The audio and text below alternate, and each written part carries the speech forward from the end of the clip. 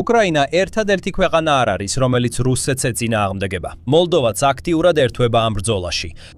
მოლდოვის მთავრობა, რომელიც თავისი სრული სუვერენიტეტისა და დამოუკიდებლობის დაბრუნებას ისწრაფვის, მნიშვნელოვან ნაბიჯებს დგამს, რათა ტრანსნისტრიის რეგიონი, რომელიც დიდი ხანია პუტინის რეჟიმის მარიონეტულ სახელმწიფოდ ითვლება, კრემლის გავლენიდან გამოიყვანოს და მოლდოვის კონტროლს დაუბრუნოს. იმის გასაგებად თუ რა ხდება და როგორ შეიძლება განვითარდეს სიტუაცია, მნიშვნელოვანია ერთი ნაბიჯით უკან დავიხიოთ და ფართო სურათს შევხედოთ. გავარკვიოთ როგორ და რატომ გამოეყო ტრანსნისტრია მოლდოვის დანარჩენ ნაწილს. ტრანსნისტრია, რომელიც ასევე ცნობილია როგორც პრიდნესტროვის მოლდოვური რესპუბლიკა, PMR, ვიწრო მიწის ზოლია, რომელიც დნესტრის მდინარესა და მოლდოვისა და უკრაინის საზღვარს შორის მდებარეობს. ის მოიცავს 1600 კვადრატულ მილს, ანუ 4163 კვადრატულ კილომეტრს და დაახლოებით 367,000 ადამიანს ასახლებს. და მსოფლიოს უმეტესობა ოფიციალურად მას მოლდოვის ნაწილად მიიჩნევს. მაგრამ ეს სრულად არ ასახავს რეალობას, რადგან ტრანსნისტრია საერთოდ არ ფუნქციონირებს როგორც მოლდოვის ჩვეულებრივი რეგიონი. მას აქვს საკუთარი ვალუტა, დედაქალაქი და საკუთარი ეროვნული ჰიმნიც კი. ასევე ტრანსნისტრია მართავს საკუთარ მთავრობას, პარლამენტს, პოლიციას, საფოსტო სისტემას და სამხედრო ძალებს. ეს ყველაფერი დაიწყო 10 წლეულების წინ, როდესაც საბჭოთა კავშირის დაშლა დაიწყო 1980-იანი წლების ბოლოსა და 1990-იანი წლების დასაწყისში. იმ დროს მოლდოვა, რომელიც საბჭოთა რესპუბლიკა იყო, განიცდიდა ნაციონალისტური პოლიტიკის ზრდას, რამაც გამოიწვია ძლიერი მოძრაობა, რომელიც ორიენტირებული იყო რუმინული ენის პოპულარიზაციასა და მეზობელ რუმინეთთან მჭიდრო კავშირების დამყარებაზე.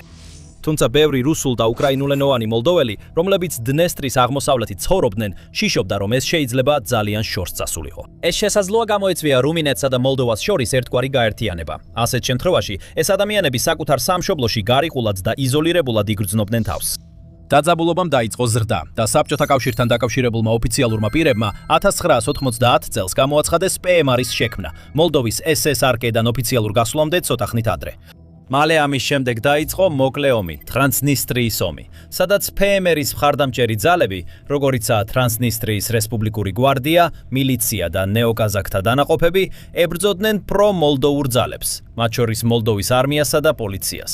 რუსეთი ჩაერია, სეპარატისტების მხარეს დადგა და მათი გაძლიერებისთვის თავისი მე-14 არმია გაგზავნა. მათი ჩარევით მოლდოვას ძალებმა ვერ შეძლეს რეგიონის დაბრუნება კონტროლქვეშ, ხოლო რუსეთმა ასევე მნიშვნელოვანი როლი ითამაშა 1982 წელს ცეცხლის შეწყვეტის შეთანხმების მოლაპარაკებებში. ცეცხლის შეწყვეტის შეთანხმება დღემდე ძალაშია, თუმცა დნესტრისპირეთის სტატუსი ამ დროიდან მოყოლებული გაურკვეველი რჩება. ამ წლების განმავლობაში დნესტრისპირეთი მოლდოვას ხელისუფლებისგან დამოუკიდებლად ფუნქციონირებს, როგორც პატარა დამოუკიდებელი სახელმწიფო, მიუხედავად იმისა, რომ ძლიერ არის დამოკიდებული რუსეთზე და საერთაშორისო საზოგადოება მას ოფიციალურად არ აღიარებს. კრემლის თვალსაზრისით, დნესტრისპირეთი მნიშვნელოვანი აქტივია და რუსეთი ძალიან ცდილობს, რომ შეინარჩუნოს იგი. მოსკოვი დნესტრისპირეთში მუდმივად ინარჩუნებს დაახლოებით 1500-მდე სამშვიდობო ჯარისკაცს. ასევე აქვს საკუთარი სამხედრო ბაზა რეგიონში და დიდი საბრძოლო მასალის საწყობი. მოლდოვა კი არაერთხელ მოუწოდებდა რუსეთის ჯარისკაცების ტერიტორიის დატოვებას, თუმცა მრავალრაუნდიანი ხანგრძლივი მოლაპარაკებები რეალურ შედეგს ვერ აღწევს. და საქმე მხოლოდ ჯარისკაცებში არ არის. რუსეთი ასევე პოლიტიკურ და ფინანსურ მხარდაჭერას უწევს ამ გამოყოფილ ტერიტორიას, რომელსაც სტრატეგიულ პლაცდარმადაც იყენებს, რათა მოახდინოს პოლიტიკური, სამხედრო და ეკონომიკური ზეწოლა თავად მოლდოვაზე, ხელს უშლის ქვეყნის ინტეგრაციას ისეთ მნიშვნელოვან ალიანსებში, როგორიცაა ნატო და ევროკავშირი. სხვა სიტყვებით რომ ვთქვათ, მოსკოვი დნესტრისპირეთში თავისი ყოფნის გამოყენებით ირიბად აკონტროლებს მოლდოვის ბედს. წლების განმავლობაში მოლდოვაში და მის ფარგლებს გარეთაც არსებობდა შიში, რომ რუსეთის პრეზიდენტი ვლადიმირ პუტინი შესაძლოა შეეცადოს უკრაინის მსგავსი შეჯრის ორგანიზებას ქვეყანაში, დნესტრისპირეთი კი ასეთი თავდასხმის პლაცდარმად გამოიყენოს. პუტინმა შეიძლება სცადოს იგივე სცენარის გამეორება, რაც უკრაინაში გამოიკრენა. იქ შეჯრის პირველ დღეებში მან განაცხადა, რომ სპეციალური სამხედრო ოპერაცია აუცილებელი იყო ქვეყნის დენაციფიკაციისთვის და უკრაინის აღმოსავლეთ რეგიონებში, როგორიცაა დონეცკი და ლუგანსკი, ეთნიკური რუსების დევნისა და შესაძლო გენოციდისგან გადასარჩენად. ის შეიძლება მოიგონოს მსგავსი ისტორია მოლდოვასთან დაკავშირებითაც, განაცხადოს, რომ ქვეყნის პროევროპული მთავრობა რაღაც ეგზისტენციალურ საფრთხეს უქმნის დნესტრისპირეთის მოსახლეობას. და ამტკიცოს, რომ ერთადერთი გამოსავალია რუსული ჯარების შეყვანა და დნესტრისპირეთის საზღვარზე უსაფრთხოების ბუფერის შექმნა. მართლა, მოლდოველი ოფიციალური პირები უკვე დიდი ხანია ამგვარი სცენარის შესახებ განგაშს დეხენ. მაგალითად, 2025 წლის აპრილში მოლდოვის დაზვერვის ყოფილი ხელმძღვანელი იური ბრიჩაგი რუსეთის სამხედრო ყოფნას რეგიონში ძალიან რეალურ საფრთხედ მიიჩნევს, როგორც მოლდოვის უსაფრთხოებისთვის, ასევე ევროპის სტაბილურობისთვის. მან დაამატა, რომ კრემლის საომარი მანქანა თეორიულად შეძლებს უკრაინის ტერიტორიის გავლით ძალით შეიჭრას და მოლდოვის დედაქალაქისკენ დაიძრას. თუ ღმერთმა არქნას, რუსები გარღვევას მოახერხებენ და ოდესას გვერდსაულიან, ისინი ტრანსნისტრიაში შევლენ და იქიდან რამდენიმე დრეში კიშინიოვამდე მიაღწევენ. ეს მხოლოდ ერთ-ერთი მიზეზია იმ მრავალთაგან, რის გამოც მოლდოველი ოფიციალური პირები ასე ძალიან ცდილობენ რუსეთი რეგიონიდან ერთხელ და სამუდამოდ გააძევონ და შესაძლოა მათი დრო საბოლოოდ დადგა. აი რატომ? მანამდე სანამ ომი უკრაინასთან დაიწყებოდა, მცირე იმედიც კი არ არსებობდა მოლდოვასა და ტრანსნისტრიას შორის რაიმე სახის გაერთიანების. რეგიონი სარგებლობდა ძლიერი მხარდაჭერით რუსეთისგან, განსაკუთრებით კი 30 წელზე მეტი ხნის განმავლობაში უფასო ბუნებრივი აირით მარაგდებოდა. ეს გაზი ამარაგებდა ტრანსნისტრიის ბიზნესებს, ათბობდა ხალხის სახლებს და აძლიერებდა რეგიონის ეკონომიკას. იგი ასევე ამარაგებდა მოლდოვის დანარჩენ ნაწილსაც, რადგან ქვეყნის ყველაზე დიდი ელექტროსადგური, ქურჩურგანის ელექტროსადგური, მდებარეობს ფემერის საზღვრებში. თუმცა 2025 წლის დასაწყისში ყველაფერი შეიცვალა. რუსეთის გაზპრომსა და უკრაინის ნაფტოგაზ შორის 5 წლიანი შეთანხმება ამოიწურა, რამაც ფემრე უპრეცედენტო ენერგოკრიზისში ჩააგდო. ერთ ღამეში მოსახლეობა მოულოდნელად გათბობისა და ცხელი წყლის გარეშე დარჩა. ენერგეტიკული ტარიფები მკვეთრად გაიზარდა, ხოლო ზოგიერთი პატარა დასახლება და სოფელი მთლიანად მოწყვეტილი აღმოჩნდა მათთვის აუცილებელ ენერგიას, რომელიც გადარჩენისთვის სჭირდებოდათ. ამით მთელი მოლდოვა დაზარალდა, მაგრამ ყველაზე დიდი გავლენა ტრანსნისტრიის მოსახლეობამ იგრძნო, რომლებიც რეგულარულად ებრძოდნენ განმეორებად ელექტროენერგიის გათიშვებსა და ყინულივით ცივ სახლებს. მოსკოვი გამოსავლის ძიებაში იყო, ხოლო ევროპის პარლამენტმა 1,9 მილიარდი დოლარის დახმარების პაკეტი გამოყო, რათა მოლდოვას კრიზისის მართვაში დახმარებოდა. თუმცა ტრანსნისტრია კვლავ განაგრძობდა ტანჯვას. 2025 წლის განმავლობაში მისი ეკონომიკა 18%-ით შემცირდა. სამრეწველო წარმოება 30%-ით შემცირდა, ხოლო ინფლაცია 15%-ამდე გაიზარდა. რეგიონის ერთ სულ მოსახლეზე მთლიანი შიდა პროდუქტი წელს მხოლოდ 4150 ევროს შეადგენდა, რაც ბევრად ნაკლებია ვიდრე მოლდოვის დანარჩენი ნაწილის საშუალო მაჩვენებელი 7250 евро. ამის შედეგად უკრაინამ დაბლოკა რუსეთიდან ტრანსნისტრიაში გაზისა და სხვა მარაგების უწყვეტი ნაკადი, რომელიც მის ტერიტორიაზე გადიოდა. PRS იძულებული გახდა დასავლეთისკენ გაეხედა და ეკონომიკური საგანგებო მდგომარეობის დროს მხარდაჭერისა და სტაბილურობისთვის ევროკავშირს მიემართა. და მისი ენერგოკრიზისი კიდევ უფრო გამწვავდა 2026 წლის დასაწყისში, როდესაც ირანში ომი დაიწყო, რამაც ტირასპოლის ხელისუფლება იძულებული გახადა მკაცრი ზომები მიეღო. მაგალითად, მარტის დასაწყისში დნესტრისპირეთის მთავრობამ ყველა გაზზე მომუშავე საწარმო გათიშა, გათბობა და ცხელი წყალი მხოლოდ ადგილობრივ ოჯახებს მიეწოდებოდა. და ქურჩურგანის თბოელექტროსადგური იძულებული გახდა მხოლოდ ქვანახშირზე გადასულიყო, რადგან მას აღარ მიეწოდება ის გაზი, რომელიც ოპერირებისთვის 2025 წლამდე დონეზე სჭირდებოდა. საერთო ჯამში შეიძლება ითქვას, რომ მთელი რეგიონი ყველაზე სუსტ მდგომარეობაშია, რაც გიოდეს მეკონია და რუსეთსაც თავისი კრიზისების გადალახვა უწევს. მაგალითად, ის ფაქტი, რომ ახლა უკვე 1,25 მილიონზე მეტი მსხვერპლი აქვს და მისი ეკონომიკა სრული კოლაფსის ზღვარზეა, PRS-ს შეუძლია იმედი კონდეს, რომ მოსკოვი ჯადოსნურად მოვა და გადაარჩეს მას უახლოეს მომავალში. როგორც ჩანს, მოლდოვის ოფიციალური პირები ამას კარგად აცნობიერებენ. მართლა ასეა, როგორც ქვეყნის ვიცე-პრემიერი ვალერიუ კიევარი ამბობს. ეს სრულიად განსხვავებული სიტუაციაა იმასთან შედარებით, რაც უკრაინაში სრულმასშტაბიანი ომის დაწყებისას 2022 წელს გქონდა და მით უმეტეს წინა წლებთან შედარებით. ტრანსნისტრიის რეგიონის მდგომარეობის განვითარება, ეკონომიკური და სოციალური თვალსაზრისით დღეს სრულად დამოკიდებულია კიშინიოვზე. მათ შორის ის ფაქტიც, რომ ტრანსნისტრიის რეგიონი პრაქტიკულად კუნძულად იქცა უკრაინასა და მოლდოვის რესპუბლიკას შორის. ეხლა, როდესაც მათ იგრძნეს პოტენციურად უპრეცედენტო და ფასდაუდებელი შესაძლებლობა, რომლის ხელიდან გაშვებაც არ სურთ, მოლდოვის მთავრობამ დაიწყო რეგიონზე ზეწოლის გაძლიერება. და კიდევ, მათ ორგანიზეს ისტორიული და პოტენციურად გარდამტეხი შეხვედრა ტრანსნისტრიის წარმომადგენლებთან, რომელიც გაიმართა 26 თებერვალს. მაგრამ სანამ უფრო დეტალურად განვიხილავთ, როგორც არიმართა ეს შეხვედრა და რას შეიძლება ნიშნავდეს მოლდოვის მომავლისთვის, აი რატო ვქმნით სამხედრო შოუს, რათა ავხსნათ, როგორ მოძრაობს რეალურად ძალაუფლება. თუ აქ პირველად ხარ, გამოიწერე არხი, რომ არ გამოგჩეს შემდეგი ამბები. თებერვლის შეხვედრა, რომელიც თითქმის 1 წლის განმავლობაში პირველი იყო ორივე მხარის წარმომადგენლებს შორის, ტრანსნისტრიის დედაქალაქ ტირასპოლში გაიმართა. და ვიცე-პრემიერმა დრო არ დაკარგა თავისი პოზიციის გასაცხადებლად. შეხვედრა გახსნა მარტივი, მაგრამ მნიშვნელოვანი შენიშვნით, რათა PM-ს და მთელ მსოფლიოს შეახსენოს, ვის ეკუთვნის ეს ქალაქი კანონიერად. გამარჯობა ყველას. გვიხარია რომ თირასპოლში მოლდოვის რესპუბლიკაში ვიმყოფებით. ონისძიებას ესწრებოდნენ მოლდოველი ჟურნალისტებიც, მიუხედავად იმისა, რომ ჩვეულებრივ ამ რეგიონში მათ შესვლის უფლება არ აქვთ. შეხვედრის დროს ვიცე-პრემიერმა რეგიონში ადამიანის უფლებების პატივისცემისკენ, ჟურნალისტებისთვის თავისუფალი წვდომის უზრუნო უღოლყოფისა და ადგილობრივ სკოლებში რუსულის ნაცვლად რუმინულ ენაზე სწავლებისკენ მოუწოდა. თავისი მთავრობის გრძელვადიანი მიზნების გამოცხადებისას ვიცე-პრემიერმა განაცხადა: ჩვენი ნათელი მიზანია დნესტრის მარცხენა სანაპიროს რეგიონის რეინტეგრაცია მოლდოვის სამართლებრივ, ეკონომიკურ, ფინანსურ, სოციალურ და სასურსათო სივრცეში. მან ასევე აღნიშნა, რომ ათასობით ადამიანი ამ რეგიონში უკვე გადადის დნესტრის მდინარეზე სამუშაოდ მოლდოვის სხვა რეგიონებში და ბევრი ასევე მოგზაურობს ქვეყნის მასშტაბით განათლებისა და სამედიცინო მომსახურების მისაღებად. ფაქტობრივად ის ამბობდა, რომ რეინტეგრაციის პროცესი უკვე დაწყებულია და აუცილებელი არ არის, რომ PM-ს მოლდოვის შემადგენლობაში სრულად დაბრუნებას დიდი ძალისხმევა დასჭირდეს. მისმა ტრანსნისტრიელმა კოლეგამ ვიტალი იგნატიევმა, PM-რის საგარეო საქმეთა სამინისტროს ხელმძღვანელმა, რომელიც ასევე უკრაინაში ძებნილია მოსკოვთან კავშირების გამო, აღნიშნა, რომ ორ მხარეს შორის მოლაპარაკებები კარგი ნიშანია მომავლისთვის. მან მოუწოდა, რომ ყურადღება გამახვილდეს ხალხის საჭიროებებზე და ამასთანავე თავიდან იქნა საცილებული ის, რასაც მან პოლიტიზაციას უწოდა. როდესაც PM-ის სეპარატისტი ლიდერები ფაქტობრივად კუთხეში აღმოჩნდნენ და სწრაფად ეწურებათ მანევრის სივრცე, ანალიტიკოსები როგორიცაა ანდრეი კურორარუ მიიჩნევენ, რომ ახლა არის დრო, როდესაც მოლდოვამ უნდა იმოქმედოს და რეინტეგრაცია მოახდინოს გამოყოფილი რეგიონის.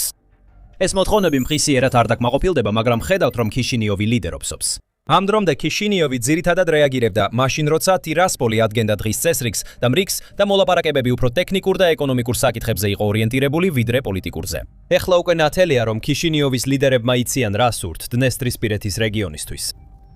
ანალიტიკოსი ჯონ თაბათაც ეთანხმება ამ მოსაზრებას და აღნიშნავს, რომ მოლდოვას ბოლოს და ბოლოს უპირატესობა აქვს რეგიონისთან მოლაპარაკებებში. დნესტრისპირეთი ახლა სრულად არის დამოკიდებული ქიშინიოვზე და ხელისუფლებამ უნდა გამოიყენოს ყველა ის უპირატესობა, რაც გააჩნია. ქიშინიოვის მთავარი მიზანია თავიდან აიცილოს ჰუმანიტარული კრიზისი, არ გააუარესოს მდგომარეობა და შეინარჩუნოს რეინტეგრაციის პროცესი მშვიდობიანად.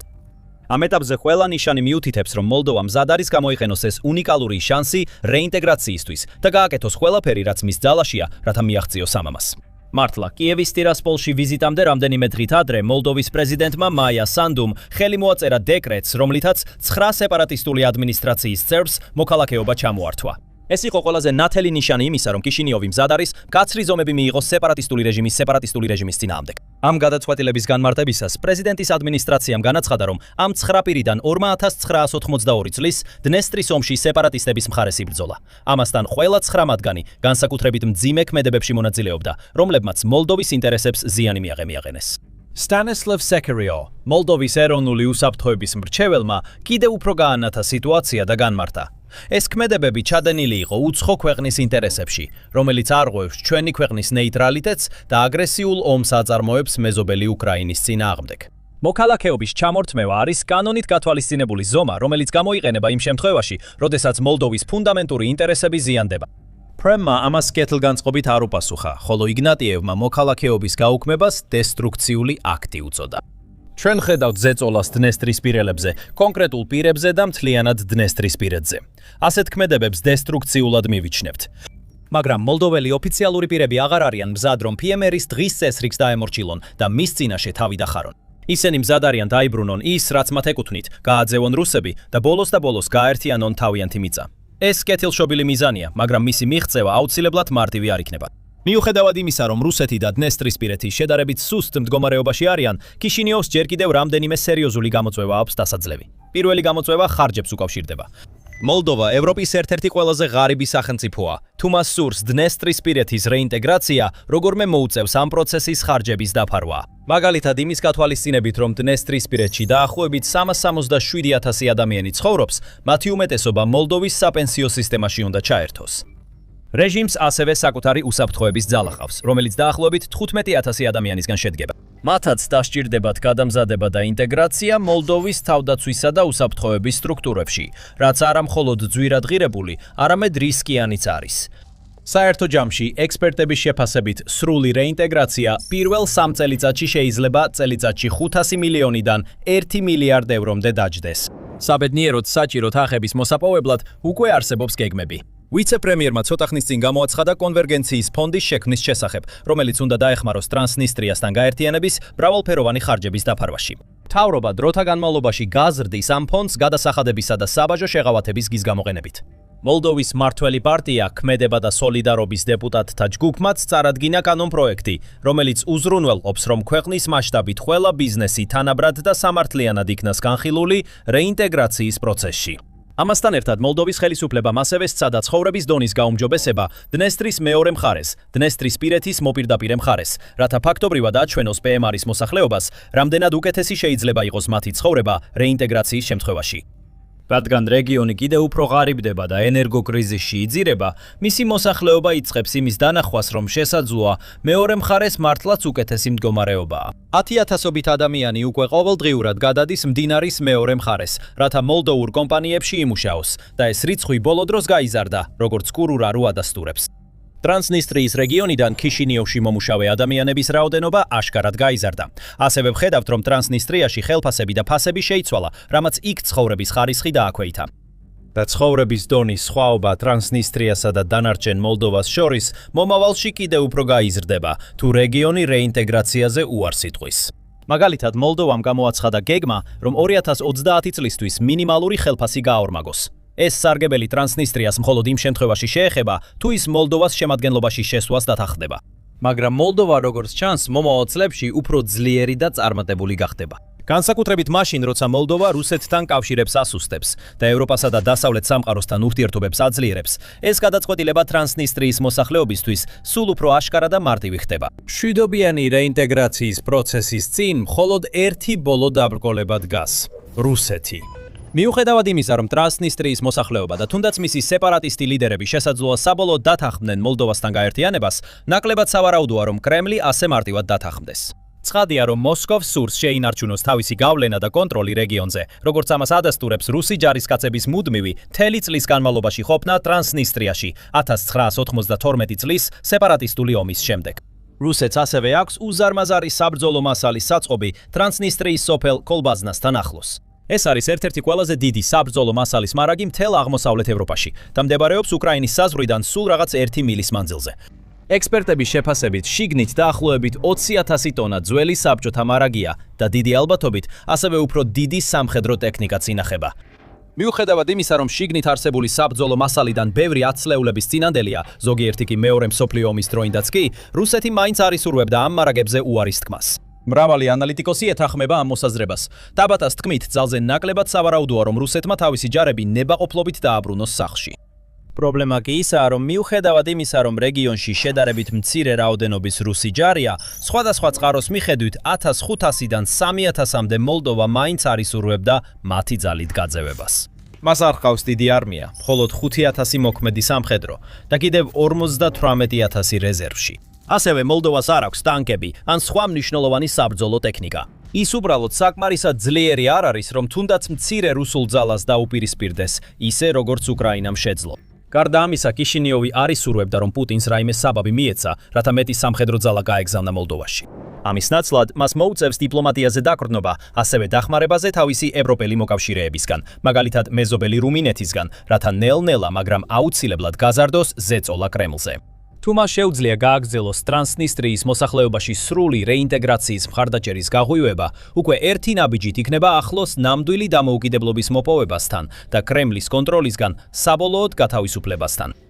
ბოლო რამდენიმე წლის განმავლობაში აშკარა გახდა, რომ რუსეთი რაღაცას დიდს გეგმავდა, რაღაცას, რაც უკრაინასთან ბრძოლას ცდება. ის დანარჩენ ევროპას უმიზნებს. არსებობს ხმები, რომ რუსეთმა 2023 და 2024 წლების უმეტესი ნაწილი გაატარა საბჭოთა ეპოქის სამხედრო ბაზის აღდგენაში, რომელიც თინეთის საზღვრიდან სულ რაღაც 100 მილში მდებარეობს. ეს არის ერთი გარნიზონის რაიონი პეტროზავოდსკში, კარელიაში. იქ რუსეთი აგროვებს იმას, რასაც თავად უწოდებს 44 არმიის კორპუსს. ეს არის შენაერთი, რომელიც თეორიულად მომავალში შეიძლება 15000-მდე ჯარისკაცს უმასპინძლოს, მაშინ როცა ამჟამად რეგიონში დაახლოებით 3000 სამხედროა განთავსებული. ფინურმა მაუწყებელმა იულემ სატელიტური სურათებისა და ფინური სამხედრო ანალიზის გამოყენებით დაადასტურა, რომ რუსული საწვრთნელი ტერიტორია, რომელიც 2000-იანი წლების დასაწყისიდან უმოქმედო იყო, გადაკეთდა გადაზრდილი ტყეებიდან აქტიურ სამშენებლო ობიექტად. ახალი ობიექტები შენდება, ტექნიკა ღია ცის ქვეშ არის გაჩერებული და გრძელვადიანი ბაზირების ცენტრის ინფრასტრუქტურა ფორმირებას იწყებს. მაგრამ როდესაც უფრო ახლოდან დააკვირდებით სატელიტურ სურათებს, წაიკითხავთ საბრძოლო განლაგებას და დააკვირდებით, სად არიან ეს ნაწილები რეალურად განლაგებული, ეს აღორძინება სულ სხვა ისტორიას გვიყვება. სინამდვილეში რუსეთი ცდილობს კიდევ ერთი დემონსტრაციული ელემენტი შექმნას, რომელიც ნატოს მიმართ შიშის გამოწვევის ტაქტიკად გამოიყენება. ზოგიერთი წყარო მიუთითებს, რომ ომი ამ ორ ძალას შორის შესაძლოა გარდაუვალი იყოს. მაგრამ ეს ნაბიჯი მათი აზრით უკვე უკუშედეგით დასრულდა და კიდევ ერთი დამცირება მოუტანა რუსეთის პრეზიდენტ ვლადიმირ პუტინს. მაშ დროა უფრო სიღრმისეულად განვიხილოთ. პეტროზვოდსკის გარშემო მიმდინარე მოქმედებები მხოლოდ ნაწილია მომზადების პროცესის. სინამდვილეში აღდგენის სრული მასშტაბი კიდევ 3 ადგილს მოიცავს. კამენკა-კარელიის ისთმუსზე, სევერომორსკ მეორე და ოლინია. კამენკა საერთაშორისო ურთიერთობებისთვის ყველაზე პრობლემურია, რადგან ფინეთის საზღვრიდან მხოლოდ 40 მილში მდებარეობს. სატელიტური სურათები აჩვენებს 130 კარავს, სადაც სრულად დაკომპლექტების შემთხვევაში შეიძლება 2000-მდე ჯარისკაცი განთავსდეს. ზოგიერთი ანგარიში ასევე მიუთითებს, რომ რუსეთი კამენკას ბაზაზე მოტორიზებული მსროლელთა ბრიგადის გაფართოებას ახორციელებს, სადაც განთავსებულია 138 გვარდიის მოტორიზებული მსროლელთა ბრიგადა. დამოუკიდებელი გამოცემა მედუზა ასევე იუწყება, რომ რეგიონში კიდევ ერთი დანაყოფი, ლუგასთან მდებარე 25-ე მოტორიზებული მსროლელთა ბრიგადა შეიძლება გაფართოვდეს თითქმის 10,000 ჯარისკაცამდე, რაც პოტენციურად გაზრდის ამ ტერიტორიის საერთო სამხედრო მზადყოფნას. სევერომორსკ მეორე არის ადრე უმოქმედო აეროდრომი, რომელიც ახლა რუსული ვერტმფრენებით ან მირ-8 ან მი-17 სერიით არის აღჭურვილი, ხოლო ოლინიას ბაზაზე სტრატეგიული ბომბდამშენებია განთავსებული. თუ ეს ბოლო ბაზა თქვენთვის ნაცნობად ჟღერს, ეს იმიტომ, რომ უკრაინამ მას უკვე დაუშინა იერიში 2025 წლის ივლისში, ცნობილი ოპერაცია ობობის ქსელის დროს. მას შემდეგ, რაც ბაზაზე განთავსებული დაახლოებით 12 თუპოლევის ბომბ-დამშენი დრონებით დაიბომბა, რუსეთმა გააორმაგა ძალისხმევა თავისი ყველაზე ჩრდილოეთული ადგილების ავიაციის შესანახად გამოყენებაში, ბაზაზე მეტი ბომბ-დამშენი გადაიყვანა და შეეცადა გაემყარებინა იგი მომავალი დრონების შეტევებისგან. ეს ყველაფერი სავარაუდოდ უფრო ფართო ძალისხმევის ნაწილია, რომელიც 2025 წლის დასაწყისში გახმაურდა და მიზნად ისახავს რუსეთის სამხედრო ინფრასტრუქტურის მოდერნიზაციას რეგიონში. მურმანსკის რეგიონის გუბერნატორმა ანდრეი ჩიბისმა 2024 წლის დასაწყისში განაცხადა, რომ მთელი სამხედრო გადახალისება რუსეთს დაახლოებით 42 მილიარდი რუბლი დაუჯდება, რაც იმ დროისთვის დაახლოებით 460 მილიონი დოლარია.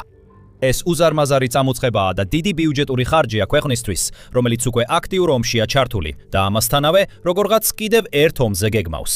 ასე რომ კითხვა არ არის, აშენებს თუ არა რუსეთი, ეს აშკარაა. კითხვა, რას ნიშნავს ეს მშენებლობა და რას აპირებს ფინეთი ამის საპასუხოდ. მაგრამ რატომ არის ეს კონკრეტული ტერიტორია ასეთი მნიშვნელოვანი ორივე ქვეყნისთვის? პეტროზავოდსკი არის კარელიის რესპუბლიკის დედაქალაქი, რომელიც მდებარეობს ანირგის ტბის დასავლეთ სანაპიროზე.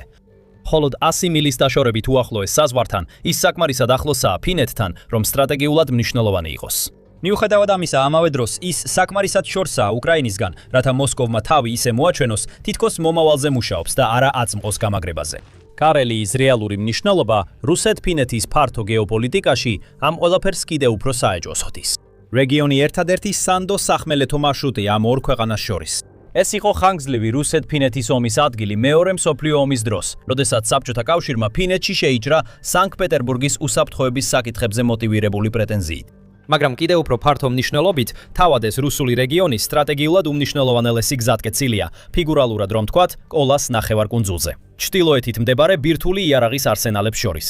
ფაქტობრივად, თუ რუსეთს სურს არტიკის წრე გამოიყენოს როგორც ბუნებრივი შემაკავებელი თავისი ბირთვული იარაღის დასაცავად და ამავდროულად შეინარჩუნოს ისინი ევროპულ საზღვრებთან ახლოს, კარელია ერთადერთი თავდაცვითი ხაზი იქნება ჰიპოთეტური სახმელეთო შეჭრის შემთხვევაში. ზოგიერთი ანალიზის მიხედვით, კარელიაში 44 არმიის კორპუსის შექმნისა და განთავსების გეგმები 2022 წლის ბოლოს დაიწყო გავრცელება. გეგმები ოფიციალურად დამკვიდრდა 2024 წელს ლენინგრადის სამხედრო ოლქის ფარგლებში და ადმინისტრაციულად კარელიის რესპუბლიკას დაუკავშირდა. მისი სავარაუდო საბრძოლო შემადგენლობა მოიცავს 72 მოტორიზებულ მსროლელთა დივიზიას, რამდენიმე მოტორიზებული მსროლელთა პოლკით, ასევე ცალკე მოტორიზებულ მსროლელთა ბრიგადას.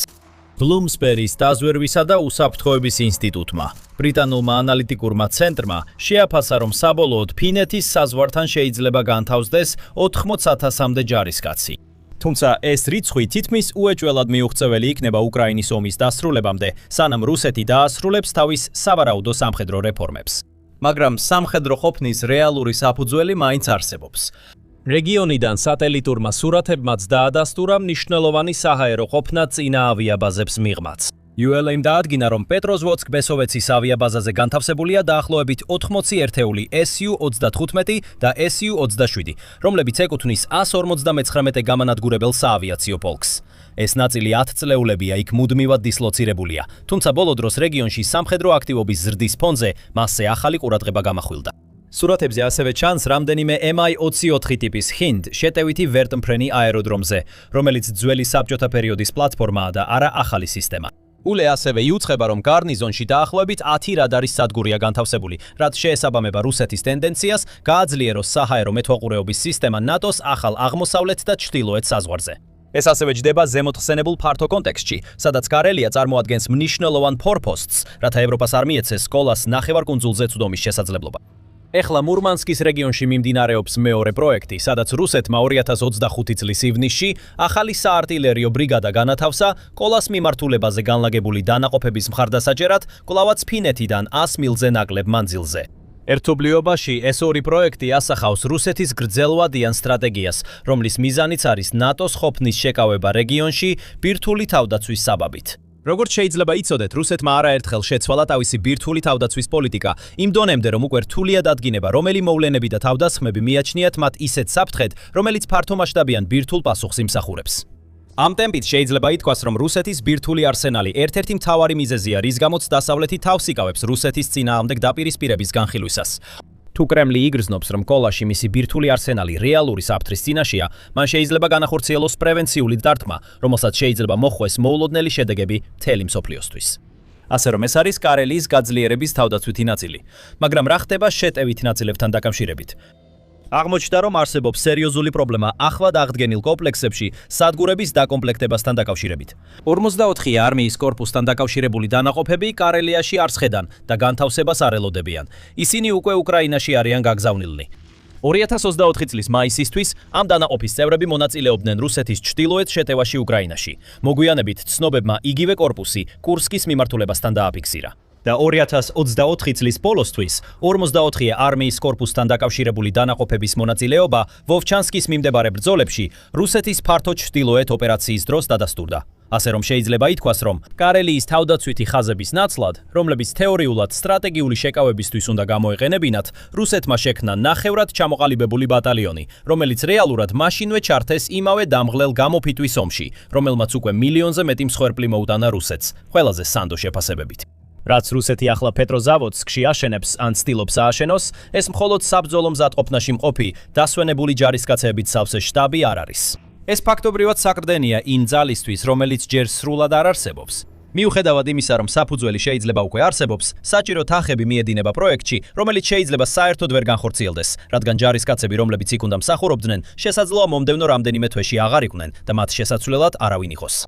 რუსეთს ასევე აქვს რამდენიმე ათასი საბჭოთა ეპოქის ჯავშან მანქანა, სატვირთო და საარტილერიო სისტემა რეგიონში საცავებში. ეს შთამბეჭდავად ჟღერს, სანამ არ გაიხსენებთ რას ნიშნავს საცავი რუსეთში. ნაწილი მართლაც შეიძლება აღდგეს, მაგრამ ბევრი მათგანი ნაწილებად არის დაშლილი. გაიხსენეთ, რუსეთი ყოველ თვე ასობით ტანკის აღჭურვილობასა და ნაწილებს ხარჯავს უკრაინაში, თუმცა ახალი T-90-ების წარმოებისა და ძველი ტანკების მოდერნიზაციის შესაძლებლობები შეზღუდული აქვს. გრძელვადიანი განთავსებისთვის მათემატიკა უბრალოდ არ გამოდის.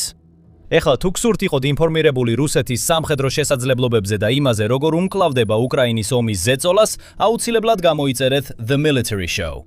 ჩვენ ვაშუქებთ ომის ტემპს და იმას თუ როგორ იცლება რუსეთი ნელ-ნელა მნიშვნელოვანი რესურსებისგან. იქნება ეს ცოცხალი ძალა, ტანკები, საჰაერო ძალები, თუ უბრალოდ დაზვერვა და სტრატეგია. კარელიაში კიდევ ერთი პრობლემაა რუსეთის მიერ შემოთავაზებულ გარნიზონის გეგმასთან დაკავშირებით. საკმარისი ჯარისკაცების ყოლა ობიექტის დასაკომპლექტებლად. სადგურებისა და ინფრასტრუქტურის აშენება შეიძლება ითქვას ყველაზე მარტივი ნაწილია. საკმარისი ტანკებისა და თვითმფრინავების მიწოდებაც, რომ მნიშვნელოვანი დაფარვა უზრუნველყონ, შედარებით მარტივი ამოცანაა. მაგრამ შემოთავაზებული საბრძოლო ძალების შენარჩუნება, რომელთა რაოდენობა შეიძლება იყოს 10,000-დან 80,000-მდე, ან თუნდაც 100,000-მდე, სრულიად სხვა საკითხია. უნდა გახსოვდეთ, რომ მთელი ეს ტექნიკა და ჯარისკაცები მუდმივად უნდა მარაგდებოდეს, განსაკუთრებით იმის გათვალისწინებით, რომ კარელია ქვეყნის შედარებით უნაყოფო ნაწილია, რომელიც მხოლოდ სუსტად არის დაკავშირებული ძირითად მოსახლეობასთან, ინდუსტრიასა და სასოფლო-სამეურნეო ცენტრებთან. საწვავის მიწოდება და სარკინიგზო გამტარუნარიანობა აქტიურად გადადის ქვეყნის იმ ნაწილისგან მოშორებით. ბოლო 4 წლის განმავლობაში რუსეთის რკინიგზები გადართულია უშუალოდ ომის ძალისხმევის უზრუნველყოფაზე. კიდევ ერთი მოქმედი პოლკის შექმნა და მომარაგება დამატებით დატვირთვას დააწვება უკვე გადატვირთულ სისტემებს. შემდეგ არის გრძელვადიანი მოვლის საკითხი. ტრადიციული მოვლის მოთხოვნებს მიღმა კარელიას აქვს სუბარქტიკული კლიმატი. სიცივეში ყველაფერი უფრო სწრაფად ფუჭდება და შეცდომის დაშვების შესაძლებლობა ბევრად მცირეა. გრძელი და სასტიკი ზამთრის განმავლობაში მომარაგების ჯაჭვი ბევრად უფრო მკაცრი და რთულია, რომ მოულოდნელ მოვლენებს, მაგალითად ნატოსა და რუსეთის რეალური კონფლიქტის შესაძლებლობას მოერგოს. და სწორედ აქ იწყებს რუსეთის ეს დემონსტრაციული ქცევა, უკვე ნაკლებად გავს სტრატეგიას და უფრო იმ გამოწვევას, რომელსაც თავადაც დამაჯერებლად ვერ ამყარებს. ფინეთი მხოლოდ იმას არ აკვირდება, რას აშენებს რუსეთის საზღვრის მიღმა. ფინეთი მას სისტემატურად და იმგვარი გზებით პასუხობს, რომლებსაც პრეს-რელიზზე მეტად სერიოზულად აღიქვამენ. დავიწყოთ ღობით. ფინეთი ამჟამად 124 მილის სიგრძის ღობის აშენებას ახორციელებს რუსეთის საზღვარზე. მიუხედავად იმისა, რომ ეს მხოლოდ მცირე ნაწილია ორ ქვეყანას შორის არსებული 800 მილის საზღვრისა, სრული მშენებლობა დაგეგმილია 2026 წლის ბოლომდე დასრულდეს. ღობე დაახლოებით 15 ფუტის სიმაღლისაა ლითონის მოაჯირებით, რომელთა თავზეც 1 მეტრიანი ეკლიანი მავთულია. ასევე დამონტაჟებულია კამერები, სენსორები, ხმამაღლები და განათება. ფინელი სასაზღვრო დაცვის თანამშრომლები აღნიშნავენ, რომ ღობე ისეა დაპროექტებული, რომ ყოველ 60 ფუტში დამონტაჟდეს სათვალთვალო კამერები, ხოლო ბარიერის ნაწილი მიწის ქვეშაც კი გრძელდება. რა თქმა უნდა, ღობე კამერებითა და მავთულით საკმარისი არ იქნება ტანკებისა და სხვა მძიმე ტექნიკის მასშტაბური შეჭრის შესრებლად. მაგრამ ეს ნათელი მაჩვენებელია იმისა, რომ ფინეთი დიდ ძალისხმევას ხარჯავს საზღვრის მონიტორინგის გაძლიერებასა და როგორც სამოქალაქო, ისე სამხედრო დარღვევების ადრეული გაფრთხილების სისტემების შექმნაზე. და კიდევ არის ნაღმები. ეს ყველაზე პირდაპირი სიგნალია, რომელიც ფინეთმა რუსეთს ბოლო წლებში გაუგზავნა. 2025 წლის აპრილში ფინეთმა გამოაცხადა, რომ ანტიპერსონალური ნაღმების აკრძალვის ოტავის კონვენციიდან გამოდის. მიზეზად კი რუსეთის გრძელვადიან საფრთხეს მთელი ევროპისათვის ასახელებს. ფინეთმა ოფიციალურად წარადგინა გასვლის წინადადება 2025 წლის ივლისში, ხოლო ფაქტობრივი გასვლა 2026 წლის იანვარში დაიწყო. ფინეთის თავდაცვის მინისტრმა განაცხადა, რომ ეს გადაწყვეტილება ეფუძნება უშუალოდ იმ გაკვეთილებს, რომლებიც რუსეთის ტაქტიკამ უკრაინაში აჩვენა, სადაც მასშტაბური ქვეითთა ოპერაციებმა ანტიპერსონალური ნაღმები ცენტრალურ თავდაცვით იარაღად აქცია. ასე რომ ფინეთმა, რომელმაც ოტავის კონვენციაში გაწევრიანებისას 2012 წელს მილიონზე მეტი ნაღმი გაანადგურა, შემოდგომაზე ეს გადაწყვეტილება შეცვალა. ისინი მარტო არ იყვნენ. ესტონიამ, ლატვიამ, ლიტვამ და პოლონეთმაც იგივე ნაბიჯი გადადგეს. სინამდვილეში ნატოს აღმოსავლეთ ფლანგის ყველა ქვეყანამ ერთობლივად გადაწყვიტა, რომ ეს ხელშეკრულება აღარ შეესაბამება საფრთხის გარემოს.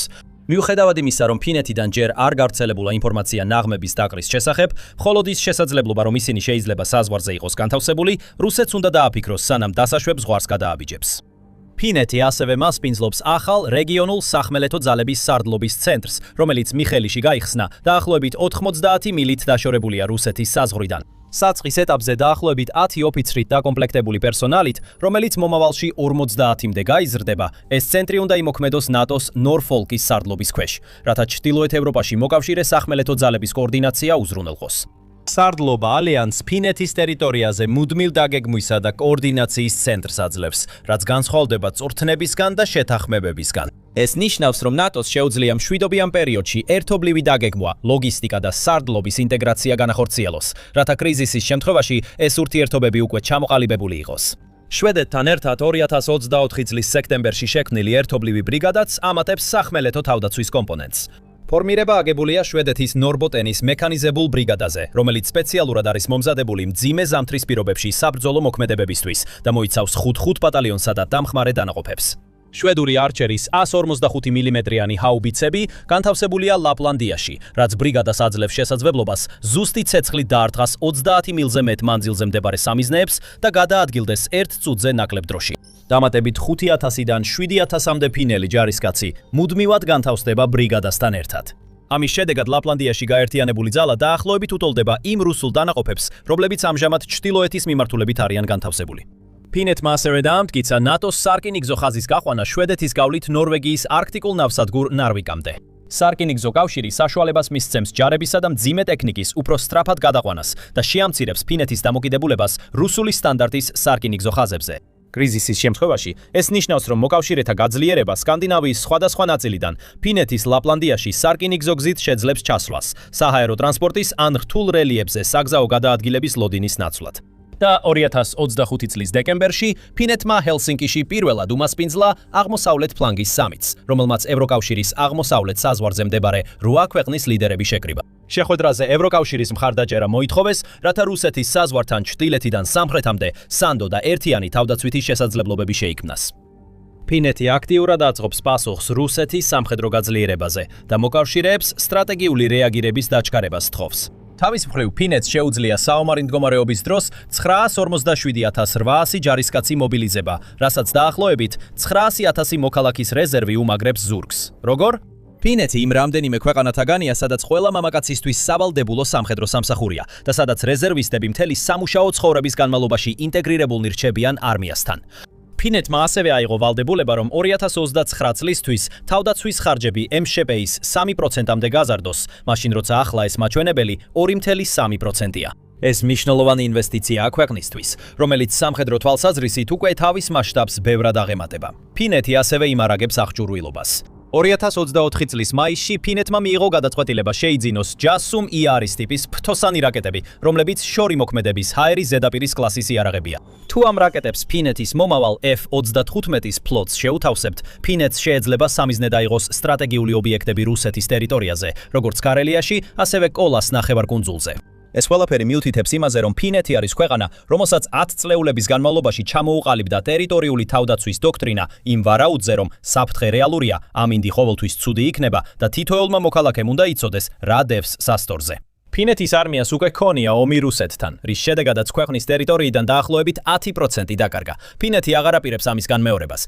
შემდეგ 2026 წლის მარტის დასაწყისში ფინეთმა დაადასტურა თავისი გეგმა, რომ გააუქმოს ნატოს აღმოსავლეთ ფლანგისთვის ბირთვული იარაღის მასპინძლობის ხანგრძლივი აკრძალვა. მიუხედავად იმისა, რომ ჯერ არ დადასტურებულა როდის განთავსდება ბირთვული იარაღი ფინეთში, მხოლოდ ის ფაქტი, რომ ასეთი იარაღი შეიძლება იყოს რუსეთის საზღვრიდან დაახლოებით 100 მილში ბირთვული არსენალი, საკმარისია, რომ რუსეთი დაძაბულ მდგომარეობაში აღმოჩნდეს. და ასეც მოხდა. ბირთვული იარაღის შეთანხმებიდან სულ რამდენიმე დღეში კრემლმა განაცხადა, რომ ეს ნაბიჯი უზარმაზარი შეცდომა იქნებოდა და სცადა ნატოს შიდა გადაწყვეტილებებზე გავლენის მოხდენა იმავე მუქარის ენით, რომელსაც 2022 წლის თებერვლიდან იყენებენ. მაგრამ უსიამოვნო რეალობა ისაა, რომ ყოველ ჯერზე, როცა რუსეთი ძალებს ფინეთის სიახლოვეს განათავსებს, უნებლიეთ კიდევ უფრო მეტ რუსულ ობიექტს აყენებს ფინური იარაღის მოქმედების ზონაში. ფიქსირებული ინფრასტრუქტურის აშენება კარელიაში ფინეთს ფაქტობრივად აძლევს პროგნოზირებად ობიექტებს, რომლებსაც დააკვირდეს, დაალაგოს და მიზანში ამოიღოს. ყოველი ახალი საწყობი, ყოველი ავტოპარკი, ყოველი ახალი ყაზარმების ბლოკი არის ის, რასაც ფინეთის და ნატოს დაზვერვა მუდმივად შეძლებს თვალყურიადევნოს. თუმცა როგორღაც რუსეთის არალოგიკური ნაბიჯები მაინც პოლიტიკურ აზრს იძენს კრემლში. როდესაც ფინეთი ნატოს 2023 წლის აპრილში შეუერთდა, მან მოსკოვს სერიოზული საშინაო პრობლემა შეუქმნა. ნატოს გაფართოებამ რუსეთის საზღვრებთან გადაკვეთა იგივე ხაზი, რომელიც პუტინმა შექმნა უკრაინაში ომის გასამართლებლად. ამიტომ რუსეთმა გააკეთა ის, რასაც ყოველთვის აკეთებდა, როცა თავს კუთხეში მომწყვდეულად გრძნობდა. დაიწყო პოზირების და მილიტარიზაციის პროცესი, რათა საზოგადოებრივი აზრი წინასწარ არსებულ ღირებულებებთან დაემთხვია. კარელიაში ადგილობრივმა რუსმა ოფიციალურმა პირებმა ადრე გარნიზონის გაძლიერება პასუხისგებელ ამოცანად შეაფასეს და დაფირდნენ, რომ ჯარისკაცები ოჯახებს, ეკონომიკურ ცხოვრებას და სერვისებს მოიტანენ რეგიონში. ეს კლასიკური გარნიზონის ქალაქის დაპირებაა. ჩვენ თქვენს ეზოში ვამილიტარიზებთ ყველაფერს თქვენი კეთილდღეობისთვის. კლინიკაში ჯანდაცვა არასაკმარისი იქნება, მაგრამ მაინც იარსებებს. აქ დროის ფაქტორიც მნიშვნელოვანია. პეტროზავოდსკი ისეთ ინფრასტრუქტურულ ინვესტიციას გავს, რომელსაც მაშინ აკეთებ, როცა გჯერა, რომ უკრაინის ომი მალე არ დასრულდება და გინდა, რომ სტრატეგიული არჩევანი გქონდეს. 2027-2030 წლების პერიოდში. ეს ემთხვევა უფრო ფართო ევროპულ შეფასებას, რომ რუსეთი უკრაინის შემდეგ შეეცდება ძალების აღდგენასა და ზეწოლის განახლებას. ახალი სამიზნე აუცილებლად არ იქნება ფინეთი, არამედ ალიანსის უფრო მოწყვლადი გეოგრაფიული მონაკვეთები, მაგალითად სუვალკის დერეფანი ან ბალტიისპირეთის მისადგომები. მაგრამ ეს კიდევ უფრო მეტ შესაძლებლობას აძლევს რუსეთს, რომ გრძელვადიან პერსპექტივაში სერიოზული შეცდომები დაუშვას. თუ ის თავის არსებულ რესურსებს ზედმეტად გაავრცელებს, ეს შეიძლება ნიშნავდეს, რომ უკრაინას მეტი შესაძლებლობა ექნება გააგრძელოს კონტრშეტევა. თუ ასე მოხდება, რუსეთი ორივე ფრონტზე დამარცხდება. და თუ ომი უკრაინაში მისთვის სასარგებლოდ არ დასრულდება, პუტინი ლეგიტიმაციას დაკარგავს. თუ პუტინი რუს მოსახლეობას ნათელ სიგნალს არ გაუგზავნის, რომ თითქოს ნატოს საფრთხეს პასუხობს, რაც მისი მოქმედების სტილი იყო 10 წლეულების განმავლობაში, მაშინ მისი პროპაგანდის მანქანა ნელ-ნელა იშლება და ის დამცირებულია. ეს იქნება ნამდვილი მარცხი რუსეთის ახალი სამხედრო გაძლიერებისთვის. რატომ უნდა მოახდინო ზეწოლა ალიანსზე, რომელთანაც ომში არ ხარ, როცა უკვე ძალიან ცუდად აგებ ომს, რომელიც თავად დაიწყე? პუტინი ნატოს ნერვებზე თამაშობს. 2025 წელს, როცა რუსეთმა დასავლეთ ევროპაში ჰიბრიდული სტრატეგია გააძლიერა, პუტინმა ახლა სერიოზული ზვარი გადაკვეთა. რუსეთმა ფრანგული ავიამზიდი სამიზნე დაეჩია თავხედური უპატივცემულობის დემონსტრირებით, მაგრამ შემდეგ განვითარებულმა მოვლენებმა მოსკოვი დაამცირა. რუსეთი გამოიჭირეს და ეხლა მთელი ყურადღება კრემლზეა მიპყრობილი, რადგან ისინი ცდილობენ თავი აარიდონ პასუხისმგებლობის აღებას იმ წარუმატებელ თავდასხმაზე, რომელიც ჩაიშალა. 20 თებერვალს დრონი აფრინდა რუსული გემიდან, როდესაც ხომალდი უახლოვდებოდა ძალიან კონკრეტულ სამიზნეს, რომელიც შვედეთის მალმიოს პორტში იმყოფებოდა. ეს სამიზნე იყო საფრანგეთის ავიამზიდი შარლ დე გოლი, რომელიც ამჟამად შვედეთში იმყოფება ნატოს ოპერაციის ფარგლებში, რომელზეც მოგვიანებით უფრო დეტალურად ვისაუბრებთ. რუსეთის დრონი ავიამზიდისკენ გაემართა, რის გამოც ნატოს მოუწია სწრაფი რეაგირება და დრონის გამორთვა მანამდე, სანამ ის მიაღწევდა სამიზნეს.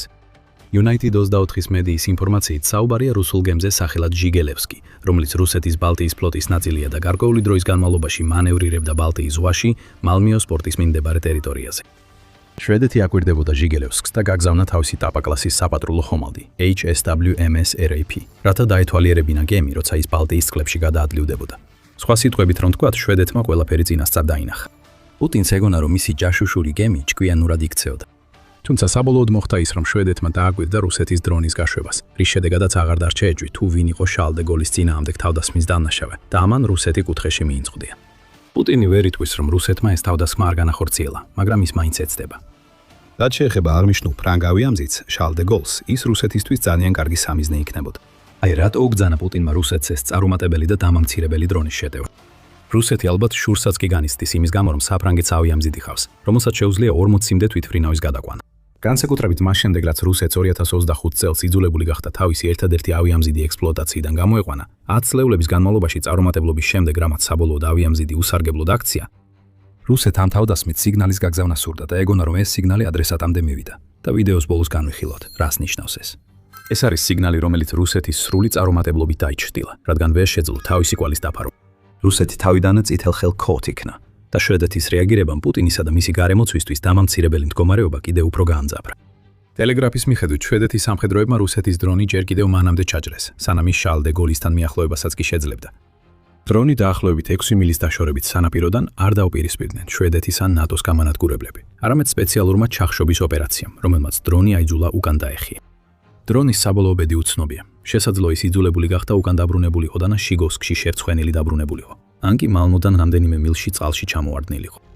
როგორც არ უნდა იყოს, რასაც აქ ხედავთ, არის რუსეთის მცდელობა, ან თავდასხმა განეხორციელებინა, ან სადაზვერო ოპერაცია ჩაეტარებინა ფრანგული ავიამზიდის წინააღმდეგ, რომელიც ჯერ კიდევ მაშინ ჩავარდა და დაიწვა, სანამ რეალურად აფრენას შეძლებდა. BBC-მაც გააშუქა რუსეთის წარუმატებელი თავდასხმა და აღნიშნა, რომ რამდენიმე მნიშვნელოვანმა ფიგურამ რუსული დრონის შეჭრა სწორედ იმათ შეაფასა, რაც არის აბსურდული პროვოკაცია. ეს სიტყვები გამოიყენა საფრანგეთის საგარეო საქმეთა მინისტრმა ჟან-ნოელ ბარომ, რომელიც შარლ დე გოლის ავიამზიდზე იმყოფებოდა თავდასხმის დროს. თუ მართლაც არსებობს ამ ინციდენტის რუსული წარმოშობის შესაძლებლობა, ერთადერთი დასკმა, რომელსაც გამოვიტან, არის ის, რომ ეს იქნებოდა აბსურდული პროვოკაცია, განაცხადა ბარო. შვედეთის პრემიერ-მინისტრმა ულფ კრისტესენმა, რომელიც ასევე იმყოფებოდა ფრანგულ ავიამზიდზე, განაცხადა, რომ მთელი ინციდენტი სერიოზულია, თუმცა განსაკუთრებით მოულოდნელი არ ყოფილა და რომ რუსეთი რონც არ დაეჯირათ წითელ ხელზე, ყველას ეწოდინებოდა, ვინ იდგა თავდასხმის უკან. ეს არის რუსული მოქმედების სტილი, რომელსაც სხვა ადგილებიდანაც ვიცნობთ, აღნიშნა კრისტესენმა. ამჯერად ეს არის რუსული მოქმედების სტილი, რომელიც სრულიად ჩავარდა. მიუხედავად იმისა, რომ აშკარაა რუსეთის მხრიდან შარლ დე გოლის მიზანში ამოღება სტრატეგიული სიგნალია, ფაქტი, რომ მისმა დრონმა მხოლოდ 1 მილი იფრინა, სანამ სრულად არ ჩახშეს, გვიჩვენებს, რომ რუსეთის უახლესი ჰიბრიდული ტაქტიკა გადამეტებული იყო. ეს ასევე გვიჩვენებს, რომ ნატო მზად არის იმ ყველაფრისთვის, რასაც რუსეთი ბოლო წლები აკეთებდა და რომ შვედეთს სულ მცირე აქვს ისეთი ელექტრონული აღჭურვილობა, რომელიც რუსეთის დრონებს ადგილზე აჩერებს. შარლ დე გოლი კვლავ უვნებელია. შვედეთი იმდენად წარმატებული იყო რუსეთის დრონის ჩაჭრაში, რომ ხომალდზე მყოფ არც კი ეცოდინებოდათ ეს ფაქტი, შვედეთს რომ არ გაევრცელებინა ინფორმაცია. რაც შეეხება რუსეთს, გახსოვთ ადრე რო გითხარით, კრემლს არ აქვს არანაირი გზა, რომ თავი აარიდოს პასუხისგებლობას იმაზე, რაც ეხლა გააკეთა. მას ჩვენი შეცდომა, რადგან სწორედ ამას ცდილობს ახლა რუსეთი. Moscow Times-ის 27 თებერვლის ანგარიშის მიხედვით, კრემლმა უარყო შვედეთის ყველა მტკიცება იმის შესახებ, რომ რუსეთმა დრონი გაუშვა შარლ დე გოლისკენ. პუტინის საყვარელმა პრესპიკერმა დმიტრი პესკოვმა შვედეთის მტკიცებები საკმაოდ აბსურდულ განცხადებად შეაფასა, როდესაც მას კითხეს რა მოხდა. მან კიდევ ისიც განაცხადა, რომ რუსეთს დრონის ინციდენტის შესახებ არანაირი ინფორმაცია არ აქვს. რა თქმა უნდა არ აქვს დმიტრი. რატო უნდა ისურვოს რუსეთმა რაიმე მეტი თქვას თავდასხმის მცდელობაზე, რომელიც იმდენად თავხედური იყო, რომ შვედეთის საპატრულო ნავის ეკიპაჟმა პირდაპირ ნახა, როგორ გაუშვა რუსეთმა დრონი რუსული გემიდან. საბოლოოდ კრემლს აშკარა მოტივი აქვს დრონის გაგზავნისთვის, როგორც ამას რამდენიმე წუთში განხილავთ. რაც შეეხება შვედეთს, მიუხედავად იმისა, რომ აშკარად რუსეთს ადანაშაულებს, ის ამ ინციდენტს მაინც მეთოდურად ეკიდება. მან ზუსტად აღწერა რა მოხდა. ქვეყნის შეერაღებული ძალების ერთ-ერთმა წარმომადგენელმა აღნიშნა, რომ შვედეთის საზღვაო ძალების გემის გემმა ორეზუნდის სრუტეში საზღვაო პატრულირებისას საეჭვო დრონი შენიშნა. დაკურებასთან დაკავშირებით შეიარაღებულმა ძალებმა მიიღეს საპასუხო ზომები, რათა შეეფერხებინათ ეჭვმიტანელი დრონის მოქმედება. შემდგომში დრონთან კონტაქტი დაიკარგა.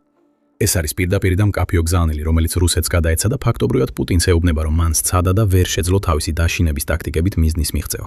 და ახლა, როდესაც შარლ დე გოლის წინააღმდეგ თავდასხმა დასრულდა, შვედეთმა გამოაცხადა გამოძიების დაწყება მთელი ინციდენტის შესახებ. თავისი თილტრედუსფერორდნინგენის მიხედვით, რაც არის შვედური კანონი, რომელიც არეგულირებს უცხოური გემების წვდომას ქვეყნის წყებნის წყლებზე. ასე რომ შვედეთი მკაფიოდ აჩვენებს, როგორ აპირებს რუსეთთან ურთიერთობას. დრონი განადგურდა და მიმდინარეობს გამოძიება, რომელიც შეიძლება კიდევ უფრო დიდ პრობლემებში ჩააგდოს რუსეთის ჯაშუშური გემი. შვედეთი ასევე ეუბნება პუტინს, რომ ეს ყველაფერი წინასწარ იცოდა. თებერვლის 17-ში სულ რაღაც ერთი კვირით ადრე შარლ დე გოლის წინააღმდეგ თავდასხმამდე თომას ნილსონმა, რომელიც შვედეთის სამხედრო დაზვერვის ხელმძღვანელია, განაცხადა, რომ ქვეყანამ დააფიქსირა, როგორ გააძლიერა რუსეთმა თავისი ჰიბრიდული ომის კამპანია. ნილსონმა აღნიშნა, რომ რუსეთი მუდმივად ავითარებს თავის შესაძლებლობებს და მზად არის უფრო დიდი რისკები აიღოს და გამოიყენოს ისინი. მათ შორის ის, რასაც მე უწოდებ მოწინავე დივერსიას, მათ შორის მკვლელობის გეგმებს, სერიოზულ განზრახ ცეცხლს და კრიტიკულ საზოგადოებრივ ინფრასტრუქტურაზე თავდასხმებს. სხვა სიტყვებით რო ვთქვათ, ის რაც რუსეთმა ასე თავხედურად სცადა შარლ დე გოლთან დაკავშირებით, შვედეთის სამხედრო დაზვერვისთვის სიურპრიზი არ ყოფილა.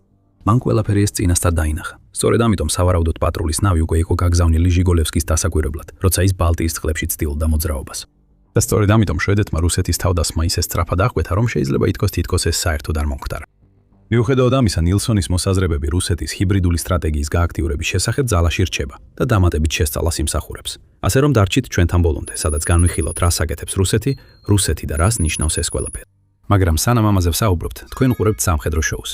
თუ ჯერ არ გაქვთ გამოწერა, ეხლა იდეალური დროა დააჭიროთ ამ ღილაკს. სანამ გადავიდოდეთ იმაზე, რას აკეთებს რუსეთი და რას ნიშნავს ეს ყველაფერი, არსებობს მის მიზეზი, რის გამოც მან სცადა დრონის გაგზავნა შარლ დე გოლისკენ, როგორც ვიდეოს დასაწყისში ვახსენეთ. შეიძლება გაგიჩნდეთ კითხვა, საერთოდ რატო იყო ფრანგული ავიამზიდი შვედეთში. ცოტა ლოგიკა გეტყვით, რომ ავიამზიდის ყოფნა მალმიოს პორტში ალბათ ნატოს უკავშირდება და მართალიც იქნებით. შარლ დე გოლი მონაწილეობს ოპერაციაში, რომელსაც პირდაპირი გავლენა აქვს რუსეთზე. რა თქმა უნდა, ნატო არ აპირებს შეტევას ან მსგავს რამეს, მაგრამ ის ატარებს ლაფაიეტის 26 მისიას შვედეთში და მის გარშემო. ეს მთელი მისია, რომელიც მოიცავს წურთნებს ბალტიის ზღვაში, სადაც ჟიგოლევსკი მოქმედებს, ნატოს მიერ დაგეგმილია როგორც მრავალეროვნული წურთნა, რომლის მთავარი მიზანია წყალქვეშა კაბელებისთვის არსებული საფრთხეების შეკავება. ეს არის ნათელი გზავნილი რუსეთისთვის. იმ ჰიბრიდული კამპანიის ნაწილი, რომელიც რუსეთმა წამოიწყო, მოიცავს ჯაშუშური გემების გაგზავნას ამ კაბელების ადგილმდებარეობის დასადგენად, რომლებიც კრიტიკულად მნიშვნელოვანია კომუნიკაციისთვის და ზოგ შემთხვევაში მათი გადაჭრის მცდელობასაც. 2024 წლის დეკემბერში ფინეთმა კიდეც დააკავა რუსული ხომალდი კაბელის გადაჭრის ინციდენტის გამოძიების ფარგლებში, რაც სწორედ იმ ტიპის პრობლემაა, რის გამოც ლაფაიეტი 26 ასეთი მნიშვნელოვანი მისია. კაბელების გარდა აშედესში საზღვაო ინსტიტუტი ამბობს, რომ ლაფაიეტი 26 ასევე შექმნილია დასახმარებლად. საფრანგეთი და ნატო აძლიერებენ თავიანთ თავდაცვით და შეკავების პოზიციას რუსეთის წინააღმდეგ. გარდა ამისა, ხელს უწყობენ თანამშრომლობას საფრანგეთსა და მის ნატოს მოკავშირეებს შორის. ასევე აძლიერებენ ევროპის საზღვრებს. ეს ყველაფერი არაფერია, რაც პუტინს სურს ნახოს და განსაკუთრებით არ სურდა, რომ შარლ დე გოლი შვედეთში ენახა, რადგან ლაფაიეტი 26 არ ნიშნავს პირველ შემთხვევას, როდესაც ავიამზიდი ამ ქვეყანაში ჩავიდა. რასაც რუსეთი აქ აწყდება, არის ნატოს ძალის დემონსტრირება, რომელიც ასევე მიმართულია იმ ჰიბრიდული ტაქტიკებისა და საზღვრის დარღვევების წინააღმდეგ, რასაც რუსეთი იყენებს ევროპაში ნატოს საქმიანობის შესაფერხებლად. ამიტომ რუსეთმა გაგზავნა ჯაშუშური გემი და მისგან დრონი გაუშვა, რათა თვალი ედევნებინა მიმდინარე მოვლენებისთვის. პუტინს ეგონა, რომ ეშმაკურად იქცეოდა, მაგრამ ის მკისიერად დამცირდა. როგორც გემი, ისე დრონი შენიშნეს და უკვე გაუნკლავდნენ და რუსეთი ვერაფერს გაიგებს. ლაფაიეტი 26-ის დროს მომხდარზე გარდა იმ ინფორმაციისა, რასაც ნატო თავად აჩვენებს, მას ძალის დემონსტრირების ტაქტიკის ფარგლებს ფარგლებში. რუსეთი უხერხულ მდგომარეობაში აღმოჩნდა 26 თებერვლის შემდეგ. თუმცა ეს არ ნიშნავს, რომ იმ დღეს რაც ვნახეთ, არ იყოს საშიში ნიშანი იმისა, რაც შეიძლება მომავალში მოხდეს და ასევე რუსეთის სურვილისა, რომ გააგრძელოს ჰიბრიდული ომის კამპანია ნატოს წინააღმდეგ. ეს გვაბრუნებს იმაზე, რაც ადრე ვახსენეთ რუსეთის ჰიბრიდული ომის კამპანიის გააქტიურებასთან დაკავშირებით. და ეს ბოლო თავდასხმა სულ მცირე ნიშანია იმისა, რომ რუსეთი უფრო თამამად მოქმედებს თავის სტრატეგიებში. საბოლოო ჯამში ეს მოხდა იმავე კვირაში, როცა ტელეგრაფმა გაამჟღავნა, რომ რუსეთი მიგრანტებს აგზავნის ევროპულ ქვეყნებში მიწისქვეშა გვირაბების ქსელის საშუალებით, რომელიც პოლონეთსა და ბელარუსს შორის გადაჭიმულია. ამ გვირაბებით უკვე თითქმის 200 მიგრანტმა შეძლო ევროკავშირში, ანუ ევროკავშირის ტერიტორიაზე გადასვა. და პოლონელი ოფიციალური პირები მიიჩნევენ, რომ ისინი აშენდა ახლო აღმოსავლეთის სპეციალისტების მიერ. სავარაუდოდ რუსეთის მცდელობის ფარგლებში ევროპული ქვეყნების დესტაბილიზაციის მიზნით მიგრაციის იარაღად გამოყენებით. ჰენრი ჯექსონის საზოგადოება აღნიშნავს რუსეთის გეგმას 2025 წლის ნოემბრის სტატიაში, სადაც ნათქვამია, რომ რუსეთი უბიძგებს სასოწარკვეთილ მიგრანტებს ევროკავშირის ქვეყნებში. და როდესაც ეს ქვეყნები უარს ამბობენ მიგრანტების მზარდი ნაკადის მიღებაზე, კრემლი აკრიტიკებს ამ ქვეყნებს იმის გამო, რომ ისინი სხვების საჭიროებების მიმართ შეუწყნარებლები არიან. მიგრანტები თავად არ არიან აგრესორები. ისინი პუტინის პაიკები არიან, ინსტრუმენტები, რომლებსაც ის იყენებს რუსეთის აგრესიის განსახორციელებლად. ისეთი ტაქტიკებით, რომლებიც მიზნად ისახავს ზიანი მიაყენოს ევროკავშირის და ნატოს წევრებს. თუმცა მაინც რჩება ტრადიციული ომის ზღვარს ქვემოთ. ეს კლასიკური რუსული პროპაგანდის მეთოდია და ის შარლ დე გოლის წინააღმდეგ თავდასხმასთან ხმასთან ერთად აჩვენებს, რამდენად მრავალფეროვანი გახდა რუსეთის ჰიბრიდული ომის სტრატეგია. The Record-ის 20 თებერვლის სტატიაში ნათქვამია, რომ ნიდერლანდების დაზორამ ასევე გამოკვეთა, რამდენად გაამწვავა რუსეთმა თავისი ჰიბრიდული ომის მიდგომა. დრონებისა და მიგრანტების გარდა რუსეთი ასევე იყენებს კიბერშეტევების, დეზინფორმაციის, ჯაშუშობის, დივერსიისა და ფარული პოლიტიკური გავლენის ძლიერ ნაზავს, რათა არასტაბილური გახადოს ის ქვეყნები, რომლებიც პუტინის აზრით ყველაზე დიდ საფრთხეს უქმნიან რუსეთის ხედვას ევროპის საკუთარი ვერსიისთვის. ეს პრაქტიკულად ძალიან გავს იმას, როგორც იყო მაშინ, როცა საბჭოთა კავშირი თავის პიკზე იყო. The Record-ის მიხედვით 2023 წლიდან ევროპაში ამგვარი აქტივობების მკვეთრი ზრდა შეინიშნება. ასევე აღნიშნულია, რომ რუსეთი შიგნით ცდილობს წარმოაჩინოს თავისი ქმედებები, როგორც ბრძოლა იმასთან, ასაც ნიდერლანდების დაზვერვის თქმით, რუსეთი უწოდებს გახსნილ დასავლეთს და უნიკალურ რუსულ ფედერაციას, რომელიც მხოლოდ საკუთარ გადარჩენაზეა ორიენტირებული. აი ესეა. ყველასთვის ცნობილია, რომ ქვეყნები, რომლებიც უბრალოდ გადარჩენას ცდილობენ, იწყებენ სასტიკ მრავალწლიან ომებს სხვა ქვეყნებთან. ეს არის გადარჩენის ინსტინქტის გამოვლენა. ძლიერი ქვეყნები თავს ესხმიან მათ, ვისაც სუსტებად მიიჩნევენ, მხოლოდ იმისთვის, რომ თავად გააგრძელონ არსებობა. სარკაზმისტებო, რუსეთის მიერ საკუთარი ქმედებების აღწერა სრული აბსურდია. თუმცა სწორედ ამას ირენებენ პუტინი და მისი გარემოცვა, რათა გაამართლონ თავიანთი თავდასხმები ნატოზე, ევროკავშირზე და ყოფილ საბჭოთა ბლოკის ქვეყნებზე, როგორიცაა უკრაინა. და დასავლეთისთვის შემაშფოთებელია ის, რომ ეს ყველაფერი ნიშნავს, თითქოს პუტინს იდეოლოგია ამოძრავებს, ან სულ მცირე თავს ისე აჩვენებს, თითქოს იდეოლოგია ამოძრავებს და არა უბრალოდ დაპყრობის სურვილი. იდეოლოგებს ყოველთვის რთულად გადაარწმუნებ, რადგან ისინი ბრმად მისდევენ საკუთარ ფილოსოფიას, რაც საბოლოოდ ნიშნავს, რომ რუსეთმა უკვე გაამწვავა ჰიბრიდული ომი და ეს მხოლოდ გაუარესდება. ამ იდეას ორ წუთში დაუბრუნდებით. ჯერ კი დაუბრუნდეთ იმას, თუ როგორ გაუშვა რუსეთმა დრონი შარლ დე გოლისკენ. პირველი შეხედვით ეს რუსეთისთვის დრონით თავდასხმის უნიკალურ მეთოდად ჩანს. საბოლოო ჯამში უკრაინის ომმა გვაჩვენა, რომ რუსეთს შეუძლია ეს დრონები თითქმის თავის ტერიტორიის ნებისმიერი წერტილიდან გაუშვას. რაც აჩენს კითხვას, რატომ გაუშვა მან ხომალდი ბალტიის წყლებში ამ საქმის გასაკეთებლად. ამ კითხვაზე ერთ-ერთი პასუხი შეიძლება იყოს ის, რომ რუსეთის დრონებს შვედეთამდე ჩასვა არ შეუძლიათ.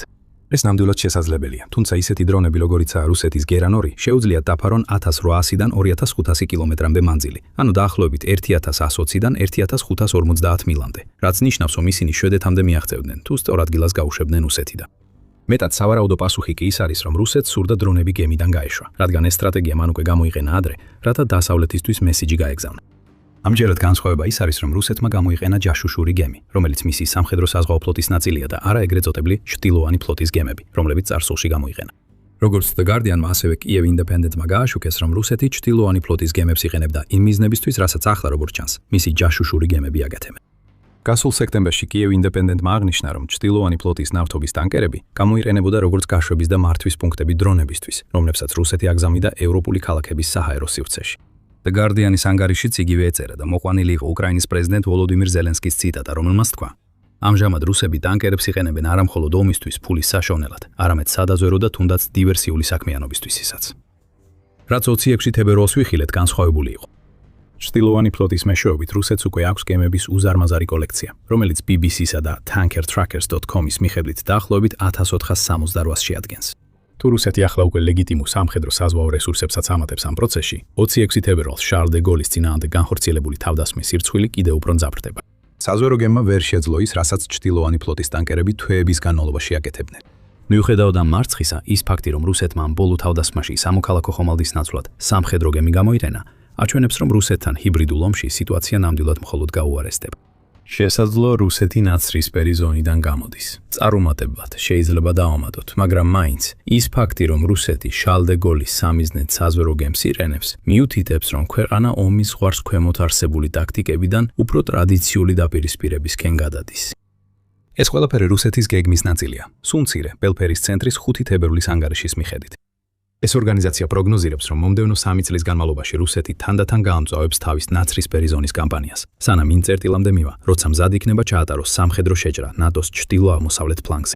ამ შეჭრისას რუსეთი შეიძლება შეეცადოს ნატოს ჩრდილო-აღმოსავლეთ ფლანგზე საზღვრის რაიონის სწრაფად დაკავებას, სადაც პუტინის მიზანი სავარაუდოდ იქნება იმ არეულობის გამოყენება, რაც ამას მოჰყვება, რათა გაიმაგროს პოზიციები იმ საზღვრის რეგიონში, სანამ ნატოს წევრები ცდილობენ თავიანთი პასუხის ორგანიზებას. ეს ნატოსა და ევროპის მომავლისთვის შემაშფოთებელია. დრონი, რომელიც ავიამზიდისკენ გაუშვეს და დაბლოკეს, ნამდვილად შემთხვევა, სადაც რუსეთმა მარცხი განიცადა. ეს პუტინისთვის დამამცირებელია, მაგრამ ასევე ეს არ იქნება ბოლო მსგავსი შემთხვევა, რომელსაც ჩვენ ვიხილავთ. თუ ბელფერის ცენტრი მართალია, ჰიბრიდული კამპანია აქედან მხოლოდ გაუარესდება. რუსეთი უფრო პირდაპირი გახდება თავისი მუქარებითა და ჰიბრიდული თავდასხმებით. ის გააგრძელებს ისეთ ქმედებებს, როგორიცაა თავისი სამხედრო რესურსების გამოყენება ნატოს ჩრდილო-აღმოსავლეთ ფლანგისთვის საფრთხის შესაქმნელად. 26 თებერვალს შვედეთი ერთი ნაბიჯით წინ იყო პუტინზე. ნატომ როგორც კოლექტიურმა ორგანიზაციამ უნდა უზრუნველყოს, რომ მიყვეს თავის ერთ-ერთი ახალი წევრის მაგალითს. რუსეთის დამცირება იმის ნიშანია, რაც მომავალში მოხდება. ნატო უნდა იყოს გაცილებით მეტისთვის მზად. შარლ დე გოლის წინააღმდეგ რუსეთის თავდასხმის შემდეგ ნატომ უკვე გააძლიერა მეთვალყურეობა ბალტიის ზღვაში და გაამკაცრა საზღვაო და სანაპირო მონიტორინგი. ეს კარგი ნაბიჯებია, მაგრამ ჩვენ ვიტყოდით, რომ ისინი დროებითი არ უნდა იყოს. ნატო უნდა უპასუხოს რუსეთის თითოეულ ჰიბრიდულ ესკალაციას საკუთარი ესკალაციებით, რათა მკაფიო გზავნილი გაუგზავნოს კრემლს, რომელიც ცდილობს თავისი ქმედებებით სიმკაცრე აჩვენოს. ნატო ხედავს, რას აკეთებს პუტინი და ის შეაჩერებს ყველაფერს, რასაც რუსეთის ცდის. ასევე ასეულს არგუმენტი, რომ შარლ დე გოლის წინააღმდეგ თავდასხმა პუტინისთვის პირადი იყო. ესტონია მკვეთრად პასუხობს, რადგან დაძაბულობა მწვერვალს აღწევს და ბალტიისპირეთში პუტინის გეგმებთან დაკავშირებული შეშფოთება იზრდება. ესტონიამ განაცხადა, რომ გეგმავს მოსკოვის მიწასთან გასწორებას. თვითაშესეშსაც კი შოკში აგდებს ის სასტიკი გეგმა, რომელიც ესტონიას რუსეთთან მიმართებაში აქვს. თუმცა ეს გეგმა მხოლოდ მაშინ ამოქმედება, თუ ვლადიმერ პუტინი ერთ ძალიან სულელურ და მიუტევებელ ნაბიჯს გადადგამს. შეიძლება. იუნხენის უსაფრთხოების კონფერენციის ფარგლებში თებერვლის შუა რიცხვებში გამართული საუბრის დროს ესტონეთის საგარეო საქმეთა მინისტრმა მარგუს ცაკნერმა შოკის მომგვრელი განცხადება გააკეთა, რომ მისი ქვეყანა ბევრად მეტისთვის ემზადება, ვიდრე მხოლოდ რუსეთისგან თავის დასაცავად. თუ და როცა დრო მოვა, ესტონეთი ძლიერი ბრძოლებს. ჩვენ ომს რუსეთში გადავიტანთ და ძალიან ღრმა დარტყმებს მივაკენებთ რუსეთის შორს მდებარე ტერიტორიებზე, განაცხადა ცაკნერმა და დაამატა, რომ ესტონეთს ზუსტად იცის, რა უნდა გააკეთოს რუსეთის შეჭრის შემთხვევაში. სტრიქონებს შორის წაკითხვით ეს გვიჩვენებს, რომ ესტონეთს სრულყოფილი სამხედრო გეგმა აქვს, რომელსაც მაშინვე ამოქმედებს, როგორც კი ერთი რუსი ჯარისკაცი გადმოკვეთს საზღვარს. ეს გეგმა გულისხმობს რუსეთის დარტყმას მისივე ტერიტორიაზე. ამ გეგმას ვიდეოში ცოტა მოგვიანებით განვიხილავთ, მაგრამ ახლა საგნა ამატებს, რომ ესტონეთი ყველაფერს აკეთებს იმისთვის, რომ პუტინმა იცოდეს, რამდენად დიდ საფრთხეს შეიძლება წარმოადგენდეს რუსეთზე ბევრად პატარა ქვეყანა. სწორედ ამიტომ აჩქარებთ ახლა ჩვენს ინვესტიციებს და ვავითარებთ შესაძლებლობებს, ამბობს ესტონეთის საგარეო საქმეთა მინისტრი ქვეყნის გეგმებზე საუბრისას და ამატებს, რომ სწორედ ამიტომ ხარჯავთ რეგიონში თავდაცვაზე MŠP-ს 5%-ის. ესტონეთს ბევრჯერ უსაუბრია პუტინის ბალტიისპირეთის დაპყრობის გეგმებზე, მაგრამ ეს შემთხვევა განსხვავებულია. ესტონეთი ახლა პუტინს ეუბნება, რომ მხოლოდ რუსეთის შემოჭრილი ჯარებისგან თავის დაცვით არ შემოიფარგლება. ქვეყანა ძლიერად უპასუხებს და რუსეთს შეიძლება ნამდვილად ინანოს იმ ხაზის გადაკვეთა, რომელმაც შესაძლოა ნატოს მთელი ძალა მის კართან მოიყვანოს. როგორც კიევის პოსტი აღნიშნავს, საკნამ ეს კომენტარები გააკეთა იმ დროს, როცა მთელ ევროპაში იზრდება დაძაბულობა რუსეთის მცდელობის გამო, თითქოს ნატოს საზღვრებს ცდის. ხოლო 2025 წელმაც უამრავი მაგალითი მოგცა, რადგან რუსეთმა გააძლიერა ჰიბრიდული ომი, რომელსაც წლებია ევროპაში აწარმოებს. დრონები გაუშვეს რამდენიმე ნატოსთან დაკავშირებული ქვეყნის საჰაერო სივრცეში, მათ შორის პოლონეთსა და რუმინეთში. ესტონეთი თავადაც პუტინის საზღვრის გადაცილების სამიზნე გახდა. სექტემბერში რუსეთმა ესტონეთის საჰაერო სივრცეში 3 MiG-31 ტიპის გამანადგურებელი გაგზავნა. ისინი 12 წუთის განმავლობაში დარჩნენ იქ, უგულებელყვეს ყველა მოთხოვნა კომუნიკაციაზე, სანამ საბოლოოდ ნატოს სწრაფი რეაგირების ჯგუფმა არ გააძევა. ასეთი ინციდენტები თავდასხმების სიგნალს არ წარმოადგენს. ეს მაგალითებია იმისა, თუ როგორ ამოწმებს რუსეთი რეაგირების დროს, როგორც ცდილობს გაარკვიოს, რამდენი დრო აქვს დარტყმების განსახორციელებლად, სანამ საფასუხო ზომებს შეხვდება და ესტონეთს ზუსტად ესმის, რას ცდილობს პუტინი. და მაშინ, როცა ყველა ეს ჰიბრიდული ომის ტაქტიკა უკვე გამოიყენეს, რუსეთი ღიად ემზადება უფრო ტრადიციული ომისთვის ევროპასთან, რომელიც როგორც ჩანს, ბალტიის რეგიონზე იქნება კონცენტრირებული. მაგალითად, რუსეთი აძლიერებს თავის ბაზებს და ჯარების განლაგებას ფინეთთან საერთო საზღვარზე, როგორც კიევის პოსტი იუწყება. ასევე რუსეთი სულ უფრო მეტად ამხედრებს კალინინგრადის ექსკლავს, რომელიც პოლონეთსა და ლიტვას შორის მდებარეობს. რამაც ის შეიძლება ბალტიის რეგიონში მრავალმხრივი შეტევის პლაცდარმად აქციოს. და შეტევა კალინინგრადიდან დასავლეთიდან და თავად რუსეთიდან აღმოსავლეთიდან შესაძლოა საკმარისი აღმოჩნდეს იმისთვის, რომ ბალტიის ქვეყნები ნატოს მხარდაჭერას მოწყვიტოს.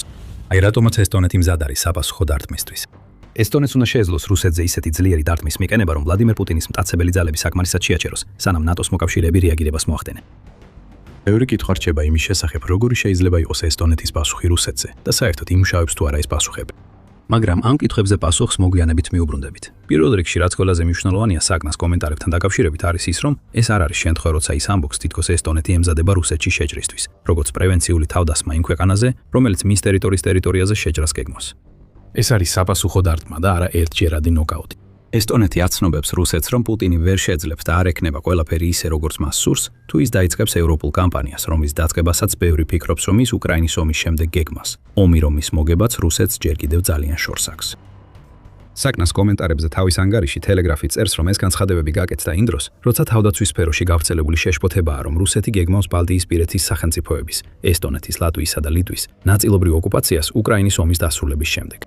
რა თქმა უნდა, ეს გეგმა ეფუძნება ვარაუდს, რომ რუსეთი უკრაინაში გაიმარჯვებს, რაც სულაც არ არის გარანტირებული. 4 წლიანი ბრძოლის შემდეგ, რომის განმავლობაშიც მან მხოლოდ ქვეყნის დაახლოებით 20% დაიკავა. მაგრამ ეს შეშფოთება არსებობს და ის მხოლოდ ბალტიისპირეთის ქვეყნებში არ ვრცელდება. გასულ დეკემბერში კირილო ბუდანოვმა, რომელიც მაშინ უკრაინის სამხედრო დაზვერვის ხელმძღვანელი იყო, ხოლო ახლა უკრაინის პრეზიდენტის ადმინისტრაციის ხელმძღვანელია, განაცხადა, რომ რუსეთმა დაიწყო ევროპული ტერიტორიის პოტენციური ოკუპაციის ვადების შემცირება. ბუდანოვმა განაცხადა, რომ ბალტიისპირეთის ქვეყნები იქნებიან პირველები რუსეთის სამიზნეებში, როდესაც ეს ბრძოლა დაიწყება და აღნიშნა, რომ პუტინის ბოროტი ამბიციები არის ის საწვავი, რომელიც ყველაფერს ამოძრავებს. იმპერიისთვის და ისინი საკუთარ თავს იმპერიად მიიჩნევენ. განვითარებისთვის ყოველთვის საჭიროა სადღაც წასვლა, რათა გააფართოვოს შენი გავლენა და ტერიტორია. ეს სხვათაშორის ბევრ კითხვას პასუხობს, განაცხადა ბუდანოვმა დეკემბერში. პუტინისთვის ეს სავარაუდოდ ნიშნავს, რომ რუსეთს სურს ჯერ ყველაზე სუსტი ევროპული ქვეყნები თავის კონტროლქვეშ მოაქციოს, სანამ ყურადღებას პოლონეთის მსგავს ქვეყნებზე გადაიტანს, რომელთა მიმართაც ბუდანოვის თქმით, რუსეთს ამჟამად სამხედრო გეგმები არ აქვს. ეს თავისთავად უცნაური განცხადებაა. ჩვენ ახლახან ვახსენეთ კალინინგრადი და ის როლი, რომელიც მას სავარაუდოდ ექნება ბალტიისპირეთის ქვეყნებზე თავდასხმის შემთხვევაში. ნამდვილად ფიქრობს პუტინი, რომ პოლონეთი არ უპასუხებს აგრესიას, რომელსაც თითქოს და მისი მეზობელი ახორციელებს მის რამდენიმე ნატოს მოკავშირის წინააღმდეგ. თუ ასეა, რუსეთი ძალიან მოკლევადიანად უდგება ესტონეთსა და სხვა ბალტიისპირეთის ქვეყნებში შეჭრის იდეას. ალბათ იმიტომ, რომ სჯერა თითქოს დანარჩენი ევროპა მზად იქნება ისინი პუტინის იმპერიული ამბიციების შესაწირად გაიმეტოს. ასე არ არის. ესტონეთი სწორედ ამ ფაქტს ეყრდნობა. ბევრი სხვა ადამიანი თვლის, რომ რუსული თავდასხმა ევროპაში მოახლოებულია, მათ შორის იან ბომბიც, რომელიც ევროპის რეფორმების ცენტრის დირექტორის მოადგილეა. ბონდი BBC-ს ეუბნება. ვერც ერთი გონივრული ადამიანი ვერ ისურვებს იმის დაჯერებას, რომ ევროპული ომი ისევ კართან არის, მაგრამ რეალობა ისაა, რომ სულ უფრო მეტი ევროპელი დაზვერვის წარმომადგენელი ამას გვეუბნება. დროის ჩარჩო იმდენად მნიშვნელოვანი არ არის, როგორც თავად შეფასება, და უკვე 2018 წლიდან არსებობს შეშფოთება, რომ ბალტიისპირეთის ქვეყნები პუტინის პირველი სამიზნე იქნება. სწორედ მაშინ გამოაქვეყნა ახალ ამერიკული საფრთხეების ცენტრმა სტატია მკაცრი სათაურით, როცა პუტინი ბალტიისპირეთს შეიჭრება, სადაც ნათქვამი იყო, რომ რუსეთის პრეზიდენტი ნატოსთან დიდ ჭადრაკის თამაშს თამაშობს და რომ ესტონეთში, ლიტვასა და ლატვიაში შეჭრა მისი შემდეგი ნაბიჯი იქნებოდა. ეხლა უკვე ვიცით, რომ ცენტრი შეცდა, რადგან პუტინმა ჯერ უკრაინას დაარტყა. მაგრამ ეს ყველაფერი გვიჩვენებს, რომ რუსეთის ლიდერი წლებია ფიქრობს, თუ როგორ შეძლებს რუსეთის ფედერაცია ყოფილი საბჭოთა ტერიტორიების ხელახლა კონტროლს. თუ ესტონია მართალია, პუტინის ინტრიგები და გეგმები თითქმის დასრულებულია და რუსეთის მოქმედების დრო ახლოვდება. ეს ყველაფერი ისე გვაბრუნებს იმაზე, რაც ადრე ვახსენეთ. როგორი იქნებოდა ესტონეთის გეგმა, რომ რუსეთი მიწასთან გაასწოროს. ესტონეთი ნამდვილად ბევრს აკეთებს რუსული შეჭრისთვის მოსამზადებლად, როგორც ამას მალე განეხილათ. მაგრამ პირველი, რაც რუსეთმა უნდა იცოდეს, არის ის, რომ ესტონეთი სულაც აღარ არის ის ქვეყანა, რაც მაშინ იყო, როცა შესაძლო შეჭრის შესახებ საუბრები დაიწყო. საგნამ ამას მიანიშნა, როცა ქვეყნის თავდაცვით ინვესტიციებზე საუბრობდა და ეს კიდევ უფრო მკაფიოდ დააფიქსირა მიუნხენის უსაფრთხოების კონფერენციაზე გაკეთებულ განცხადებებში. წინა წლების გეგმები უბრალოდ ასე ჟღერდა. თუ რუსეთი შემოვა, მაშინ ნატო საბოლოოდ მოიგებს ომს. ამ შემთხვევაში ესტონელები აღარ დარჩებიან, მაგრამ ასეთი გეგმები ჩვენ არ გვაინტერესებს, განმარტავს ესტონეთის საგარეო საქმეთა მინისტრი.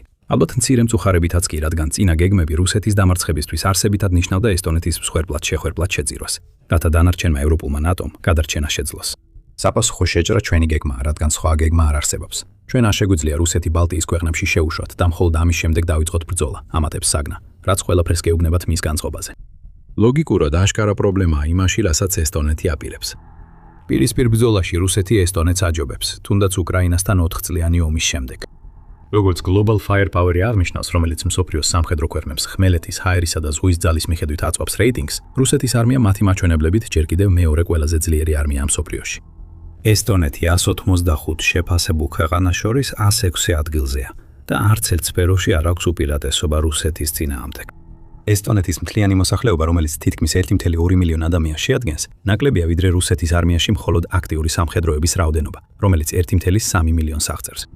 რუსეთის თავდაცვის ბიუჯეტი დაახლოებით 100-ჯერ მეტია ვიდრე ესტონეთის და ეს თანხა ხმარდება საჰაერო ძალების დაფინანსებას, რომელსაც 4227 ერთეული ჰგავს, მაშინ როცა ესტონეთს მხოლოდ 2. და ფლოტი, რომლის შემადგენლობაშიც 757 ერთეულია, მაშინ როცა ესტონეთს მხოლოდ 8 სამხედრო გემი ჰგავს. მიწაზე კი Global Firepower-ის მიხედვით ესტონეთს არ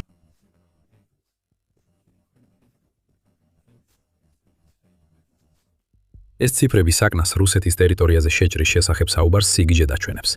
გახსოვდეთ, რას ამბობდა მან ღრმა დარტყმებზე. ესტონეთი არ აპირებს ჯარისკაცების გაგზავნას რუსეთში. ეს თითქმის შეუძლებელი იქნებოდა, რადგან რუსეთს იმდენი ჯარისკაცი ჰყავს, რომ ფაქტობრივად მთელი ქვეყნის გარშემო ბლოკადა შექმნას და არავის მისცეს გარღვევის საშუალება. მაგრამ ის, რაც ესტონეთს შეუძლია და სავარაუდოდ ეს უკრაინისგან ისწავლა, არის რუსეთის ღრმა ზურგში დარტყმა, რათა შეაფერხოს ჯარისკაცების წინსვლა ადგილზე. საწყისისთვის ესტონეთმა შეიძინა ათეული ჰაიმარსის არაკეტო სისტემა შეერთებული შტატებიდან და აგრძელებს გეგმებს, რომ კიდევ მინიმუმ 6 ერთეული შეიძინოს. იმ შემთხვევაში, თუ ჰაიმარსის მწარმოებელი Lockheed Martin შეძლებს პენტაგონისგან წარმოების ნისნებართვის მიღებას. ეს ახალი ჰაიმარსები ესტონეთში 2038 ან 2029 წელს ჩამოვა და ქვეყანას მისცემს შესაძლებლობას რუსეთის ტერიტორიაზე ღრმა დარტყმები განახორციელოს. შენახეთ, როგორ დაამტკიცა უკრაინამ, რომ ჰაიმარსი ამ კონკრეტული ამოცანის შესასრულებლად მზად არის, რამდენჯერმე რუსეთის წინააღმდეგ ომის დროს. მაგალითად 28 სექტემბერს გავრცელდა ინფორმაცია, რომ უკრაინამ წარმატებული ჰაიმარსის დარტყმა განახორციელა თბო ელექტროსადგურზე ბელგოროდის ოლქში. ესტონია უშუალოდ ესაზღვრება რუსეთს და ძალიან შესაძლებელია, რომ ჰაიმარსის სისტემები, რომლებიც მას უკვე აქვს და ისინიც, რომლებსაც შეძენას აპირებს, შეიძლება სანქტ-პეტერბურგის რეგიონისკენ იყოს მიმართული, რითაც რუსეთის ერთ-ერთი ყველაზე მნიშვნელოვანი მოსახლეობის ცენტრი საფრთხის ქვეშ დადგება. სანქტ-პეტერბურგი ასევე რუსეთის ერთ-ერთი უფრო შეძლებული რეგიონია, რაც ნიშნავს, რომ პუტინს სურს დაიცვას იგი იმ ომის საშინელებებისგან, რომლის წარმოებაც მას სურს. ესტონია შეიძლება დართმუნდეს, რომ ეს დაცვა არ მოხდება თუ სწრაფად შეახსენებს რუსეთს, რომ მასზე შეიძლება ძლიერი დარტყმა მიავენონ, თუ კი ქვეყნის რომელიმე ჯარისკაცი ხაზს გადაკვეთს. ჰაიმარსის საფრთხეს ემატება. ესტონიაში მალე შევა 6 სამხრეთკორეული G229 ჩუნმუს მრავალჯერადი სარაკეტო სისტემის პარტია. ეს შეკვეთა ესტონიამ დეკემბერში გამოაცხადა როგორც 280 მილიონი ევროს, ანუ 342 მილიონი დოლარის კონტრაქტის ნაწილი. და ამ გარიგებაში შედის რაკეტებიც, რომლებიც აძლიერებს ესტონეთის გრძელ დისტანციურ შესაძლებლობებს. თავარია მათ შორის CTM-90, რომელიც ტაქტიკური ბალისტიკური რაკეტაა და აქვს 290 კილომეტრამდე, ანუ დაახლოებით 180 მილამდე სიშორე. ეს კიდევ ერთხელ საფრთხის ქვეშ აყენებს სანქტ-პეტერბურგის რეგიონის სხვადასხვა ნაწილს. ესტონია ასევე მიიღებს CTMMR და CGR-80 რაკეტებს, რომელთაც აქვს შესაბამისად 160 და 80 კილომეტრის, ანუ 99.4 და 59.7 მილის სიშორე. ორიდან გრძელმცროლელი რაკეტა აშკარა საფრთხეს წარმოადგენს ესტონეთთან მოსაზღვრე რუსეთის რეგიონებისთვის, ხოლო მოკლემცროლელი რაკეტა შეიძლება გამოყენებული იქნას რუსეთის ზურგის დასარტყმელად ოკუპირებულ ესტონეთში, საჭიროების შემთხვევაში. ამ სამხრეთკორეული სისტემების მიწოდება დაიწყება 2027 წლის მეორე ნახევარში, იტყობინება მილიტანიო. და ამ მიწოდებებით დასტურდება, რომ ესტონეთი იღებს ძალას, რათა მხარი დაუჭიროს თავის საგარეო საქმეთა მინისტრის განცხადებებს. ღრმა დარტყმები ნამდვილად შესაძლებელია და ესტონეთი მათ გამოიყენებს რუსეთის ტერიტორიაზე დარტყმისთვის, როცა თავს იცავს ადგილზე. და სწორედ აქ შემოდის უკრაინის სტრატეგიის მეორე ნაწილი. ისეთი მნიშვნელოვანი, როგორც ეს ღრმა დარტყმის იარაღები იქნება პუტინისთვის, იმის საჩვენებლად, რომ ესტონეთს ვერავინ დააშინებს.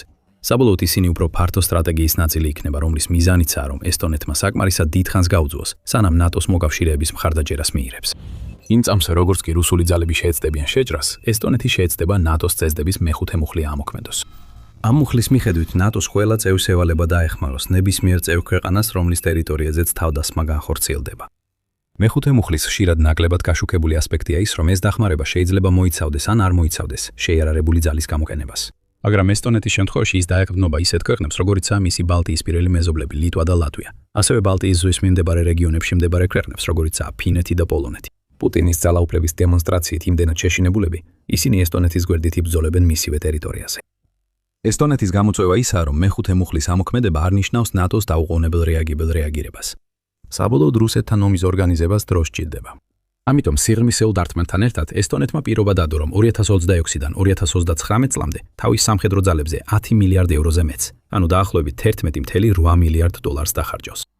იდეა არის სარწმუნო შეკავების მექანიზმის შექმნა, რასაც ესტონეთი გეგმავს განახლებული ესტონეთის თავდაცვის ძალების მეშვეობით, რომლებსაც ექნებათ წვდომა უფრო თანამედროვე იარაღზე, მეტი საბრძოლო მასალაზე და გაუმჯობესებულ წვრთნებზე.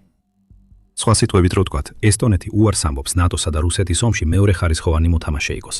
ის ცდილობს გახდეს ძლიერი ძალა. ესტონეთიც აძლიერებს თავის თავდაცვას. კიევ-პოსტის მიხედვით ქვეყანამ ახლახან მიიღო კანონი, რომელიც ავალდებულებს ყველა ბინასა და საოფისე შენობას, გარკვეული ზომის შემთხვევაში, ჰქონდეთ ბუნკერები და ბომბსაფარები, რაც სავარაუდოდ პრევენციული ნაბიჯია იმისთვის, რომ გაუმკლავდნენ რუსეთის გარდაუვალ სარაკეტო და დრონების იერიშებს, თუ პუტინი შეიჭრება. ესტონეთმა ასევე დაასრულა 110 კილომეტრი ან დაახლოებით 68 მილი ხობე, რომელიც მის აღმოსავლეთ საზღვარზე რუსეთთან გასწვრივ გაივლის.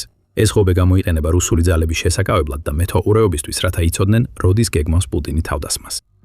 ამ ყველაფერს თუ დავამატებთ ქვეყნის მიერ დაგეგმილ დრონების შესაძლებლობებისა და საჰაერო თავდაცვის სისტემების განახლებას, აშკარაა, რომ ესტონეთმა ბევრი გაკვეთილი ისწავლა უკრაინის ბრძოლიდან რუსეთის წინააღმდეგ და ახლა აპირებს ეს გამოცდილება საკუთარი თავდაცვისთვის გამოიყენოს. ამ ყველაფრის შემდეგ ერთი აშკარა კითხვა ჩნდება. იმუშავებს თუ არა ესტონეთის გეგმა? იმ თვალსაზრისით კი, რომ ქვეყანა შეძლებს რუსეთს მტკივნეული და სისხლიანი პასუხი გასცეს პუტინის შეჭრაზე. სანქტ-პეტერბურგში გამგზავრებული რაკეტებით საკმარისი ამისთვის და ესტონეთის პასუხი შეიძლება იმდენად ძლიერი იყოს, რომ ამ რეგიონის შეძლებული მოქალაქეები გააბრაზოს და პუტინზე ზეწოლა მოახდინონ, რათა მან თავისი მიდგომა გადახედოს. მაგრამ გრძელვადიან პერსპექტივაში ესტონეთი მაინც ძლიერად იქნება დამოკიდებული თავის ნატოს მოკავშირეებზე, რათა მათთან ერთად შეიმუშაოს კოორდინირებული თავდაცვა. Global Firepower-ის მიერ გაზიარებული მონაცემები არტყუის და ესტონეთისთვის მთავარი შეშფოთება ისაა, რომ ნატო შეიძლება არ იყოს მთავარი გამოსავალი. შემაშფოთებელი სიმულაცია ამას უსვამს ხაზს. როგორც ტელეგრაფი უთრება, ეგრეთ წოდებული ლიტური სიმულაცია ორგანიზებული იყო გერმანული მედია დეველტის მიერ და მასში მონაწილეობდნენ ნატოს ყოფილი წევრები და გერმანელი სამხედრო ანალიტიკოსები. ამ ჰიპოთეტური სამხედრო თამაშის მიხედვით დეველტმა დაასკვნა, რომ ნატოს წევრები იმდენად პარალიზებულნი იქნებოდნენ გადაწყვეტილების მიღების უუნარობით, თუ რას უნდა მოემოქმედებინათ რუსეთის მიერ ლიტვის შეჭრის შემთხვევაში, რომ რეაგირების ორგანიზებამდე ოკუპაცია თითქმის დასრულებული იქნებოდა. სიმულაციის მთავარი დასკვნა ამერიკის როლს ეხება ამ ყველაფერში, რადგან დეველტის მიერ გამოყენებულმა ექსპერტებმა მიუთითეს, რომ აშშ-ჭო თავს შეიკავებდა მეხუთე მუხლის ამოქმედებისგან, ან დახმარების გაწევისგან, შიშით, რომ ეს შეიძლება მესამე მსოფლიო ომის დაწყების მიზეზი გამხდარიყო. თუნდაც გერმანია, რომელსაც ლიტვაში ჯარები ხავს განთავსებული, როგორც ჩანს, ვერ შეძლებდა პუტინის ძალების შეჩერებას. ეს აპოკალიფსური სცენარია. და მიუხედავად იმისა, რომ აქცენტი ლიტვაზეა, ესტონეთი ასევე ბალტიისპირეთის ქვეყანა, რომელიც მსგავს გამოწვევებს აწყდება. თუმცა მნიშვნელოვანი აღინიშნოს, რომ დეველტის სცენარი მხოლოდ ერთ-ერთი შესაძლო მომავალია მრავალიდან და ის დიდწილად ეფუძნება ვარაუდს, რომ აშშ უბრალოდ გვერდზე გადგება და ესტონეთის დაცემას დაუშვებს. ეს სულაც არ არის გარანტირებული. თუმცა ესტონეთმა უკვე ნათლად აჩვენა, რომ ნებისმიერ სიტუაციასთან გასამკლავებლად ემზადება. მას ურჩევნია არ იბრძოლოს. ქვეყნის პრეზიდენტი ალარ კარისი იმ რამდენიმე ევროპელ ლიდერს შორისაა, რომლებიც ევროპას მოლპას მოუწოდებენ დანიშნოს სპეციალური წარმომადგენელი, რომელიც პუტინთან შეძლებს კომუნიკაციას. ეს ჯერ არ მომხდარა და დიდი კითხვის ნიშნებია იმაზე, თუ პუტინი საერთოდ ესაუბრებოდა ასეთ წარმომადგენელს და შეიძლება თუ არა მისი სიტყვების ნდობა, თუ კი ის მართლაც ისაუბრებდა. ასე რომ ესტონიას თავისი გეგმა აქვს. ის რუსეთს მაქსიმალურად ძლიერად დაარტყამს, რათა პუტინის სისტემაში შოკი გამოიწვიოს, იმდენად ძლიერი, რომ ყველას გააოცებს. და შესაძლოა ესტონიას სწორედ ამის გაკეთება დასჭირდეს. რუსეთის პრეზიდენტ ვლადიმირ პუტინს ძალაუფლების დაუცხრომელი წყურვილი აქვს.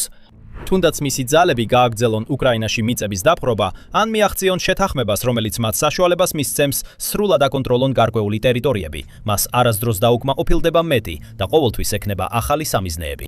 რამდენიმე ექსპერტი მიიჩნევს, რომ მათ უკვე ამოიცნეს შემდეგი ადგილი პუტინის დაპყრობის კამპანიაში. ნარვა, ესტონეთის საზღვრის ქალაქი, რომელსაც აქვს საინტერესო წარსული და გაურკვეველი მომავალი. საბედნიეროდ ესტონეთი უკვე კარგად აცნობიერებს ნარვას მნიშვნელობას და იმ რეალურ რისკებს, რომლებიც მას ემუქრება და იღებს ყველა შესაძლო ზომას, რათა ქალაქი მოამზადოს რუსეთის შესაძლო შეჭრისთვის. ერთი შეხედვით ნარვა ესტონეთის მესამე უდიდესი ქალაქი. დაახლოებით 54,000 მოსახლით შეიძლება არ ჩანდეს აშკარა სამიზნედ რუსეთის ძალებისთვის.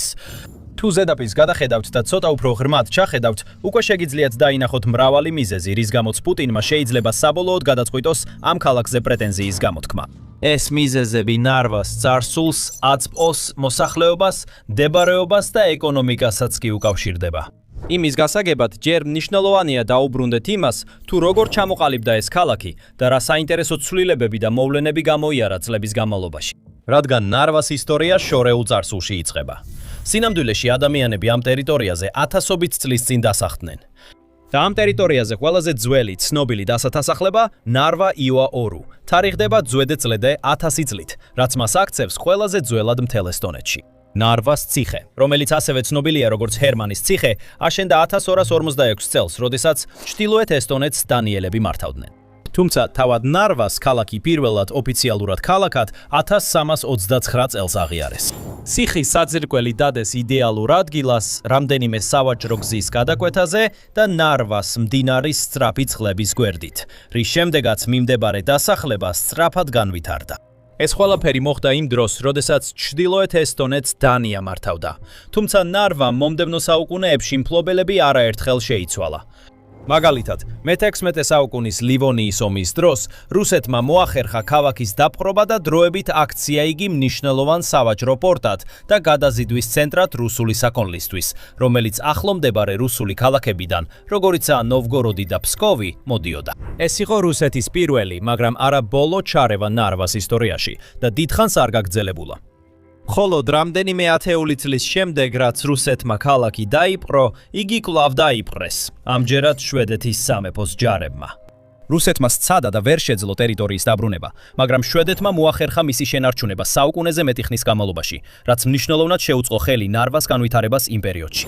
მაგალითად, შვედეთის მმართველობის პერიოდში ნარვაში აშენდა ბაროკოს სტილის ძველი ქალაქი. და მიუხედავად იმისა, რომ 1659 წელს ხანძარმა ქალაქის დიდი ნაწილი გაანადგურა, ძველი ნაგებობები მალე ჩანაცვლა, რასაც ხელი შეუწყო ქალაქის მზარდმა სავაჭრო შემოსავალმა. შვედეთმა ასევე სცადა ქალაქის თავდაცვითი ნაგებობების გაუმჯობესება, ააშენა სპეციალური გამაგრებების ძლიერი სისტემა, რომელსაც ბასტიონები ეწოდებოდა და რომლებიც მალე ევროპის ერთ-ერთ საუკეთესოდ ითვლებოდა.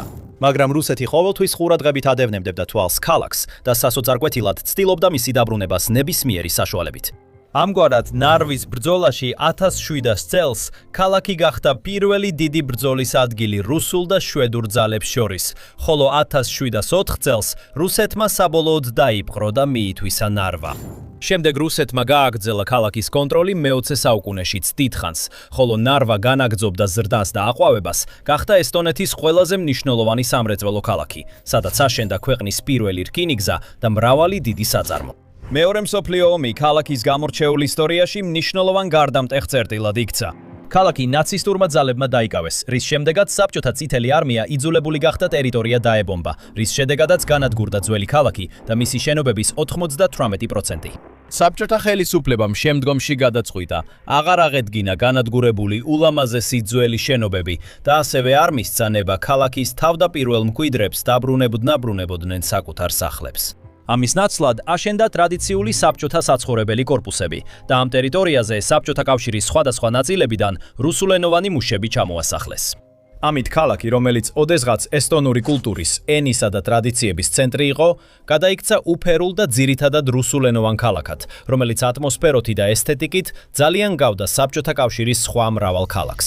1991 წელს კავშირი დაიშალა და ესტონიამ საბოლოოდ დაიბრუნა დამოუკიდებლობა. მაგრამ ნარვაში კვლავაც ბევრი რუსულენოვანი მცხოვრები და მოქალაქე ცხოვრობს. ამ მხრივ ის გარკვეულ მსგავსებას ამჟღავნებს უკრაინის ყირიმის რეგიონთან, ასევე უკრაინის აღმოსავლეთ რეგიონებთან, რომლებიც ვლადიმირ პუტინმა თავდაპირველად ამოირჩია 2022 წლის შეჭრისას, როგორიცაა დონეცკი და ლუგანსკი. ამ მიზეზით მას შემდეგ, რაც რუსეთმა 2014 წლის დასაწყისში ყირიმი მიერთა, ნელ-ნელა იზრდება შიში, რომ კრემლი ნარვაზე მსგავსი თავდასხმის განხორციელებას შეეცდება.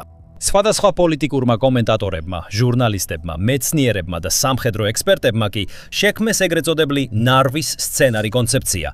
არის კონცეფცია, ჰიპოთეტური სამხედრო სიტუაცია, რომელშიც რუსეთი ერთ-ერთ პატარა ნატოს ქვეყანას, მაგალითად ესტონეთს, თავს ესხმის ჰიბრიდული ომის ტაქტიკით, რომელიც 2014 წელს და 2022 წლის შეჭრის წინაც ვიხილეთ. როდესაც უკრაინაში ომი გრძელდება, იმავე ექსპერტების ბევრი უკვე განგაშტეხს და ამტკიცებს, რომ ნარვის სცენარი სულ უფრო რეალისტური ხდება. როდესაც ვლადიმერ პუტინი შემდეგ ნაბიჯს აფასებს და განსაზღვრავს, რომელ სამიზნეზე უნდა გადაიტანოს თავისი უზარმაზარი და მუდმივად მზარდი არმიის ყურადღება. მაგალითად, გაზეთ სანთან საუბარში Tim Willsey, ყოფილი დიპლომატი და King's College-ის საომარი კვლევების მოწვეული პროფესორი, აფრთხილებს, რომ ვლადიმერ პუტინის გეგმები ევროპის დაპყრობის შესახებ ჯერ შორს ჩაადორსა დასრულებისგან. არც ერთი წამით არ ვფიქრობ, რომ პუტინის პროექტი დასრულებულია. ექსპერტი აგრძელებს და ამტკიცებს, რომ მიუხედავად იმისა, როგორ წარიმართება ომი უკრაინაში და თუნდაც თუ ის დასრულდება რაიმე სახის შესაძლო სამშვიდობო შეთანხმებით, რუსეთის პრეზიდენტი უკვე ახალ სამიზნეებს უმიზნებს. ის, რომელიც ყოველთვის ძალიან საშიშად მიმაჩნდა, არის ნარვა, სადაც მოსახლეობის 80% რუსია. ის ერთადერთი არ არის, ვინც აფრთხილებს, რომ ნარვა შეიძლება კრემლის საომარი მანქანის შემდეგი სამიზნე გახდეს და ადგილობრივებს ნამდვილად აქვთ მიზეზი შეშფოთებისთვის, ვის რადგან თავად პუტინმა 2022 წელს ქალაქს ბუნდოვანი მუქარაც გამოუცხადა. მოსკოვის სახალხო მეურნეობის მიღწევების გამოფენის ინოვაციებისა და განათლების ცენტრში ახალგაზრდა მეწარმეებთან, ინჟინრებთან და მეცნიერებთან შეხვედრისას პუტინმა ცნობილი შედარება გააკეთა საკუთარ თავსა და რუსეთის ლეგენდარულ იმპერატორ პეტრე დიდს შორის, როცა ამტკიცებდა, რომ რუსეთი ყოველთვის ბატონობდა ამ ესტონურ ქალაქზე. პეტრე პირველმა ჩრდილოეთის დიდი ომი 21 წლის განმავლობაში აწარმოა. თითქოს შვედეთთან იბრძოდა და რაღაც დაიპყრო. სინამდვილეში არაფერი დაუფქრია. მან უკან დაიბრუნა. ასე იყო დასავლეთის მიმართულებითაც. ანუ ნარვა, მისი პირველი შემოსევები. რატომ წავიდა იქ? მან უკან დაიბრუნა და გაამაგრა. აი ეს გააკეთა მან. გააკეთა. პუტინმა შემდეგ თქვა, რომ თანამედროვე რუსებმა უნდა მიბაძონ ამ მაგალითს, დაიბრუნონ და გაამაგრონ ყველა ადგილი, რომელიც მათ მიაჩნიათ, რომ ეკუთვნით. მას შემდეგ განგაშის ზარები რეკავს და ადვილი მისახვედრია. რატო? შეიძლება ითქვას, რომ არსებობს 5 მთავარი მიზეზი, რომელთაც პუტინი შეიძლება მიუთითებდეს ესტონეთის ქალაქზე თავდასხმის გასამართლებლად. პირველი მიზეზი, როგორც თავად პუტინმა აღნიშნა, არის რუსეთის ისტორიული კავშირები ნარვასთან. როგორც ადრე ავხსენით, რუსეთის ისტორიის განმავლობაში სხვადასხვა პერიოდში ამ ქალაქზე კონტროლი ჰქონდა. იგივე შეიძლება ითქვას ევროპის სხვადასხვა ქალაქებზე და ყველა ეპოქაზე. ჩვენ ვნახეთ, როგორ აცხადებდნენ სხვადასხვა ქვეყნები, დომინიონები და იმპერიები პრეტენზიას სხვადასხვა ქალაქებზე, დაბებსა და ტერიტორიებზე. დღესდღეობით კი მსოფლიოს ქვეყნების უმეტესობა ერთმანეთის დამოუკიდებლობასა და სუვერენიტეტს სცემს პატივს. ისინი აღარ აცხადებენ პრეტენზიას სხვა ქვეყნების ტერიტორიებზე მხოლოდ იმიტომ, რომ ოდესღაც მათ ეკუთვნოდათ. რუსეთი ან სულ მცირე მისი ლიდერი ამ საკითხს სხვაგვარად უყურებს. მოსკოვისთვის როგორც ჩანს, ნებისმიერი ადგილი, რომელიც ოდესმე ისტორიის განმავლობაში ნაწილობრივ ოკუპირებული იყო რუსული ან საბჭოთა ძალების ან ხალხის მიერ, 21 საუკუნეში სამიზნედ შეიძლება იქცეს. საბოლოოდ სწორედ ასე ახსნა პუტინმა თავისი ეგრეთ წოდებული სპეციალური სამხედრო ოპერაცია უკრაინაში. ამტკიცებდა, რომ დონბასის რეგიონი აღმოსავლეთ უკრაინაში უნდა ეკუთვნოდეს რუსეთს, ამასთანავე აცხადებდა პრეტენზიას ყირიმზეც. და ერთ მომენტში მან კიდეც განაცხადა, რომ მთელი უკრაინა, მისი აზრით, რუსეთს ეკუთვნის. ამიტომ რთული არ არის წარმოიდგინო, რომ პუტინი მსგავს არგუმენტებს წამოაყენებს ნარვასთან დაკავშირებითაც, თუ გავითვალისწინებთ ქალაქის უნიკალურ ისტორიასა და თანამედროვე ასოციაციებს რუსეთთან. რაც მიგვიყვანს მეორე დიდ მიზეზთან, ნარვაში მცხოვრები რუსი მოქალაქეების, რუსულენოვანთა დიდი რაოდენობა და მისი კულტურული კავშირები მთლიანად რუსეთთან. როგორც ბატონი ვილის ვილსი აღნიშნავს, ნარვაში მცხოვრებთა დიდი პროცენტი რუსეთის მოქალაქეა. ზუსტი მონაცემების მოპოვება რთულია და შეფასებები განსხვავდება, თუმცა ბოლო მონაცემებით ქალაქის მოსახლეობის მხოლოდ 6% ეთნიკური ესტონელია. ნაკლებია ნახევარზე, ზუსტად 48% არიან ესტონეთის მოქალაქეები, ხოლო 36% რუსული პასპორტის მფლობელია და 14% განეკუთვნება გაურკვეველი მოქალაქეობის კატეგორიას. ქალაქის მოსახლეობის 97% რუსულად საუბრობს და ბევრი მიიჩნევა, რომ მჭიდრო კავშირებს ინარჩუნებს ამ ქვეყანასთან. მართლა ასეა. ესტონეთის დამოუკიდებლობის მოპოვების შემდეგ 1990-იანი წლების დასაწყისში ლარვასა და მის მიმდებარე ტერიტორიებზე არაოფიციალური რეფერენდუმი ჩატარდა მათი მომავლის შესახებ. იმ დროის გამოკითხვებმა აჩვენა, რომ ამ ტერიტორიებზე მცხოვრები ადამიანების უმრავლესობა ესტონეთიდან გამოყოფაზე წინააღმდეგებოდა. მაგრამ რეფერენდუმის შედეგებმა აჩვენა, რომ ნარვას მოსახლეობის მხოლოდ 55%-მა მიიღო მონაწილეობა, თუმცა მათგან 97%-მა ავტონომიას დაუჭირა მხარი. რუსეთს ჯერ კიდევ შეუძლია იმ რეფერენდუმზე მიუთითოს როგორც ნიშანზე, რომ ნარვას მოსახლეობა არ სურს ესტონეთის ნაწილი იყოს. თუმცა იმ დროს მრავალი სანდო ინფორმაცია არსებობდა ხმის მიცემის გაყალბების შესახებ. და ესტონეთის მთავრობამ საბოლოოდ ეს კენჭისხრა არაკონსტიტუციურად მიიჩნია, ხოლო ბევრს სჯეროდა, რომ მოსკოვმა ჩაერია შედეგზე გავლენის მოსახდენად. მიუხედავად ამისა, პუტინი იშვიათად აძლევს ფაქტებს ან სიმართლეს თავისი დღის წესრიგისთვის ხელის შეშლის საშუალებას და მარტივად შეუძლია შექმნას ნარატივი, რომ ნარვას მოსახლეობა სურს და სჭირდება რუსეთის ნაწილი გახდეს. ქალაქის მერი კატრი რაიკი კატეგორიულად არ დაეთანხმებოდა. ფოტოჟურნალისტ მარიო ჰელერთან საუბრისას Chatham House-ის ანგარიშისთვის რაიკი ამტკიცებს, რომ ნარვას ცენტრიდან რუსული მიწა სულ რამდენიმე მეტრშია. და თუ რომელიმე ადგილობრივ მცხოვრებს მართლა სურს რუსი გახდეს, მათ შორს წასვლა არ სჭირდებათ, თუმცა ძალიან ცოტანი იღებენ ამ გადაწყვეტილებას. ვისაც უნდა ნებისმიერ დროს შეუძლია რუსეთში გადასვლა, მაგრამ ამას არავინ აკეთებს, რადგან ყველა მიცის, რომ ესტონეთი თავისუფალი ქვეყანაა. მესამე მიზეზი, რის გამოც რუსეთს შეიძლება ნარვა მიზიდველ ობიექტად მიაჩნდეს, მისი მდებარეობაა. რუსეთ-ესტონეთის საზღვარი მთლიანობაში 183 მილი, ანუ 294 კილომეტრია.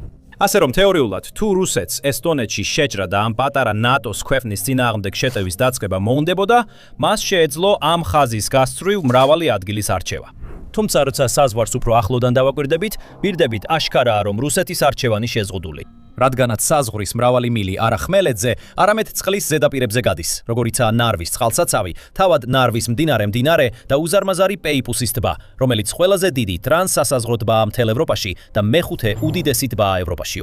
საერთო ჯამში მისი ფართობი შთამბეჭდავი 1373 კვადრატული მილი, ანუ 3555 კვადრატული კილომეტრია. დიდი შემოჭრის ძალის, მათ შორის ტანკების, ჯავშანმანქანების, არტილერიისა და სხვა რესურსების გადაყვანა უზარმაზარ ტბაზე ან წყალსაცავზე უკიდურესად რთული ამოცანაა. ამიტომ რუსეთის ნებისმიერი შეჭრა ესტონეთში უნდა გაახორციელდეს სახმელეთო საზღვრის მონაკვეთებზე, რაც ნარვას ყველაზე აშკარა სამიზნედ აქცევს. აქ ჯერ კიდევ ნარვას მდინარეა გადასალახი, მაგრამ უკვე არსებობს დიდი ხიდი, რომელიც ესტონურ ქალაქს რუსულ მეზობელ ივანგოროდთან აკავშირებს. თუმცა ხიდი ესტონეთის ხელისუფლებამ დახურა და ის დახურული დარჩება უკრაინაში ომის დასრულებამდე. ესტონურმა მხარემ ასევე დაამონტაჟა ჭიშკრები და ბარიერები უსაფრთხოების გასაძლიერებლად. რუსეთს ასევე შეუძლია გამოიყენოს დიდი I-20 ავტოსტრადა, რომელიც დასავლეთით ესტონეთის დედაქალაქ ტალინამდე მიდის და პირდაპირ აკავშირებს მას რუსეთის დიდ ქალაქ სანქტ-პეტერბურგთან აღმოსავლეთით. ეს იდეალური იქნებოდა კრემლის ძალებისთვის, რომ სწრაფად და ეფექტურად გადაეყვანათ ჯარები და სამხედრო ტექნიკა ნარვისკენ. ლოგისტიკური თვალსაზრისით შესაბამისად, ნარვაზე თავდასხმის ორგანიზება მოსკოვისთვის აუცილებლად ძალიან რთული არ იქნებოდა. თუმცა, ნარვაზე ნებისმიერ თავდასხმასთან დაკავშირებით არსებობს ერთი დიდი კითხვის ნიშანი და ეს არის ის ფაქტი, რომ ესტონეთი ნატოს ალიანსის წევრია, ხოლო ნატოს ყველა წევრი ვალდებულია დაიცვას ერთმანეთი ნებისმიერი თავდასხმის ან შეჭრის შემთხვევაში. და ეს მიგვიყვანს მეოთხე მიზეზზე, რის გამოც რუსეთს შეიძლება სცადოს თავდასხმა.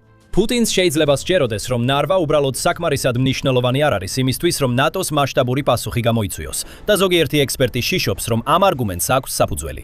მაგალითად, გაზეთ Sun-თან ინტერვიუში ვილსიმ გამოხატა შეშფოთება, რომ აშშ და შესაძლოა სხვა დიდი ნატოს ქვეყნები არ იქნებოდნენ მზად გლობალური კონფლიქტის ან სრულმასშტაბიანი ომის პროვოცირების რისკზე წასულიყვნენ მხოლოდ ნარვას გადასარჩენად.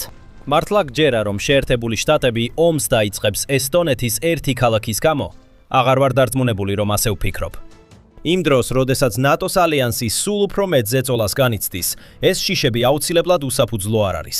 მარტივია წარმოიდგინო, რომ ნატოს მოკავშირეები გაერთიანდებიან წევრი სახელმწიფოს მასშტაბური შეჭრისგან დასაცავად, მაგრამ შეიძლება ყველა მზად არ იყოს თვითმფრინავების აბის ასაფრენად და ჯარების გადასაყვანად, თუ პუტინი ითქვის, რომ მხოლოდ ერთი ქალაქის აღება სურს.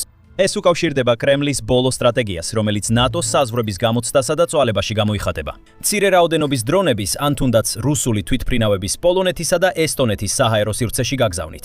ამგვარი პროვოკაციები საკმარისად დიდი არ არის სერიოზული სამხედრო პასუხის გამოსაწვევად, ამიტომ ისინი მოსკოვს აძლევს საშუალებას მეტი გაიგოს, სად გადის ნატოს რეალური ზღვარი და რამდენად ძლიერია მისი კავშირები.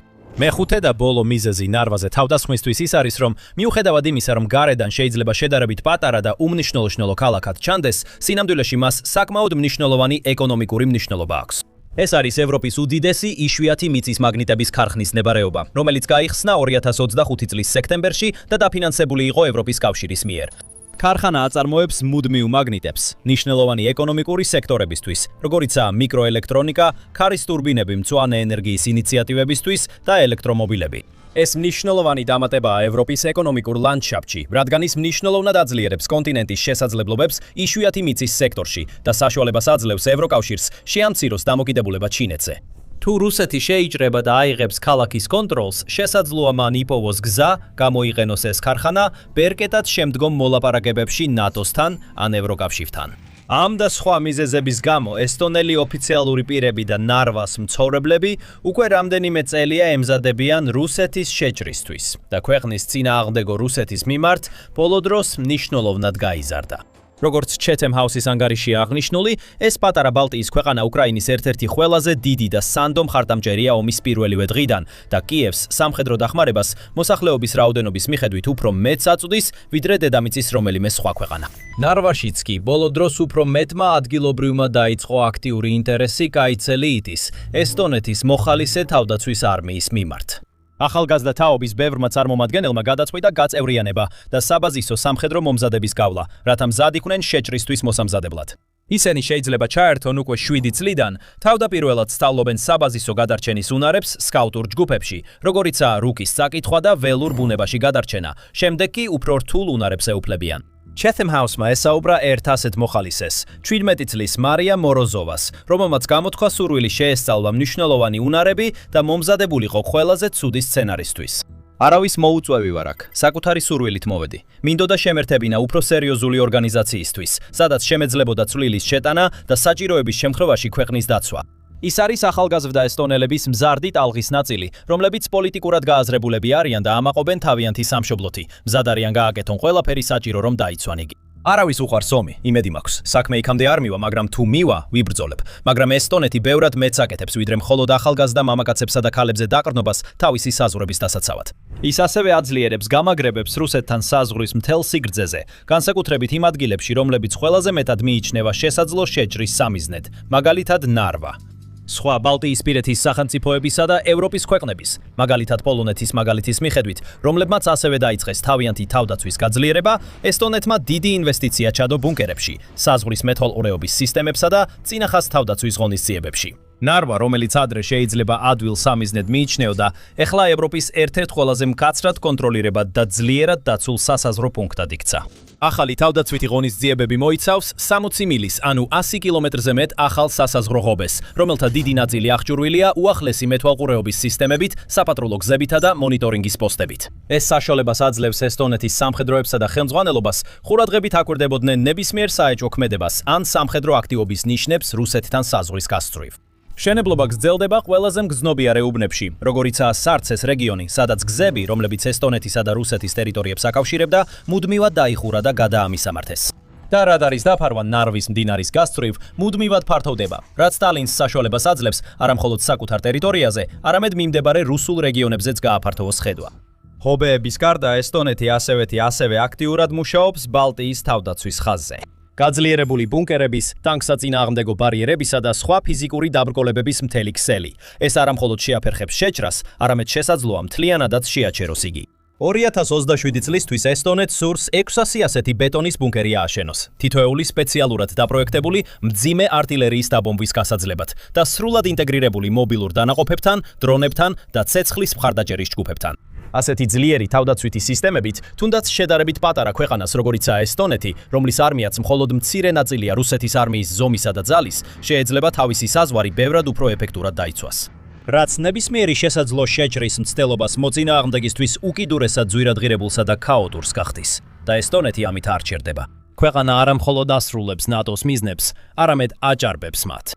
ეხლა ის თავისი MŠP-ს თითქმის 5%-ის ხარჯავს თავდაცვაზე, რაც ბევრ სხვა წევრ ქვეყანაზე ბევრად მეტია და ამ ფულს ეფექტურად იყენებს საბრძოლო მასალის მარაგების შესავსებად, მაღალი დონის საჰაერო თავდაცვის სისტემებში დასაბანდებლად, ასევე რაკეტების, დრონებისა და სხვა აღჭურვილობის შესაძენად. მას ასევე აქვს ნატოს მოკავშირეების დიდი მხარდაჭერა, ხოლო გაერთიანებული სამეფოს ხელმძღვანელობით საბრძოლო ჯგუფი მუდმივად არის განთავსებული ესტონეთის ტერიტორიაზე. ტალინი ასევე ეძებს დამატებით გზებს თავისი თავდაცვის გასაძლიერებლად, მათ შორისაა მასშტაბური სამხედრო წვრთნების ორგანიზება, რეზერვისტების გამოძახება და მასპინძელი ქვეყნის მხარდამჭერი ინფრასტრუქტურის უზრუნველყოფა, რათა მოკავშირე ერთეულები მზად იყვნენ ოპერირებისთვის და სწრაფად გააქტიურდნენ ნებისმიერი კრიზისის შემთხვევაში. როგორც ჰანო პევკური, ესტონეთის თავდაცვის მინისტრი ამბობს, აგრესორმა უნდა იცოდეს, რომ თუ ისინი სცდიან საზღვრის გადაკვეთას, აქ დაიღუპებიან. ეხლა შეგიძლიათ გაიგოთ მეტი იმის შესახებ, თუ როგორ ემზადება ესტონეთი, რომ რუსეთს ცხოვრების უდიდესი სიურპრიზი მოუწყოს, თუ რუსეთის ძალები გაბედავენ და ესტონეთის საზღვრებს მიუახლოვდებიან ამ ვიდეოში. ნახეთ ეს ვიდეო, რომ ნახოთ როგორ არ აქვს ყოველთვის მნიშვნელობა ზომას, რადგან ესტონეთის ერთ-ერთმა ყველაზე პატარა რაკეტამ შეიძლება რუსეთს უზარმაზარი პრობლემა შეუქმნას. და არ დაგავიწყდეთ გამოიწეროთ ჩვენი არხი, რომ განაგრძოთ უახლესი სამხედრო სიახლეების, მოვლენების და ახალი იარაღის, თავდაცვითი სისტემებისა და ინოვაციების ანალიზის მოსმენა მთელი მსოფლიოდან.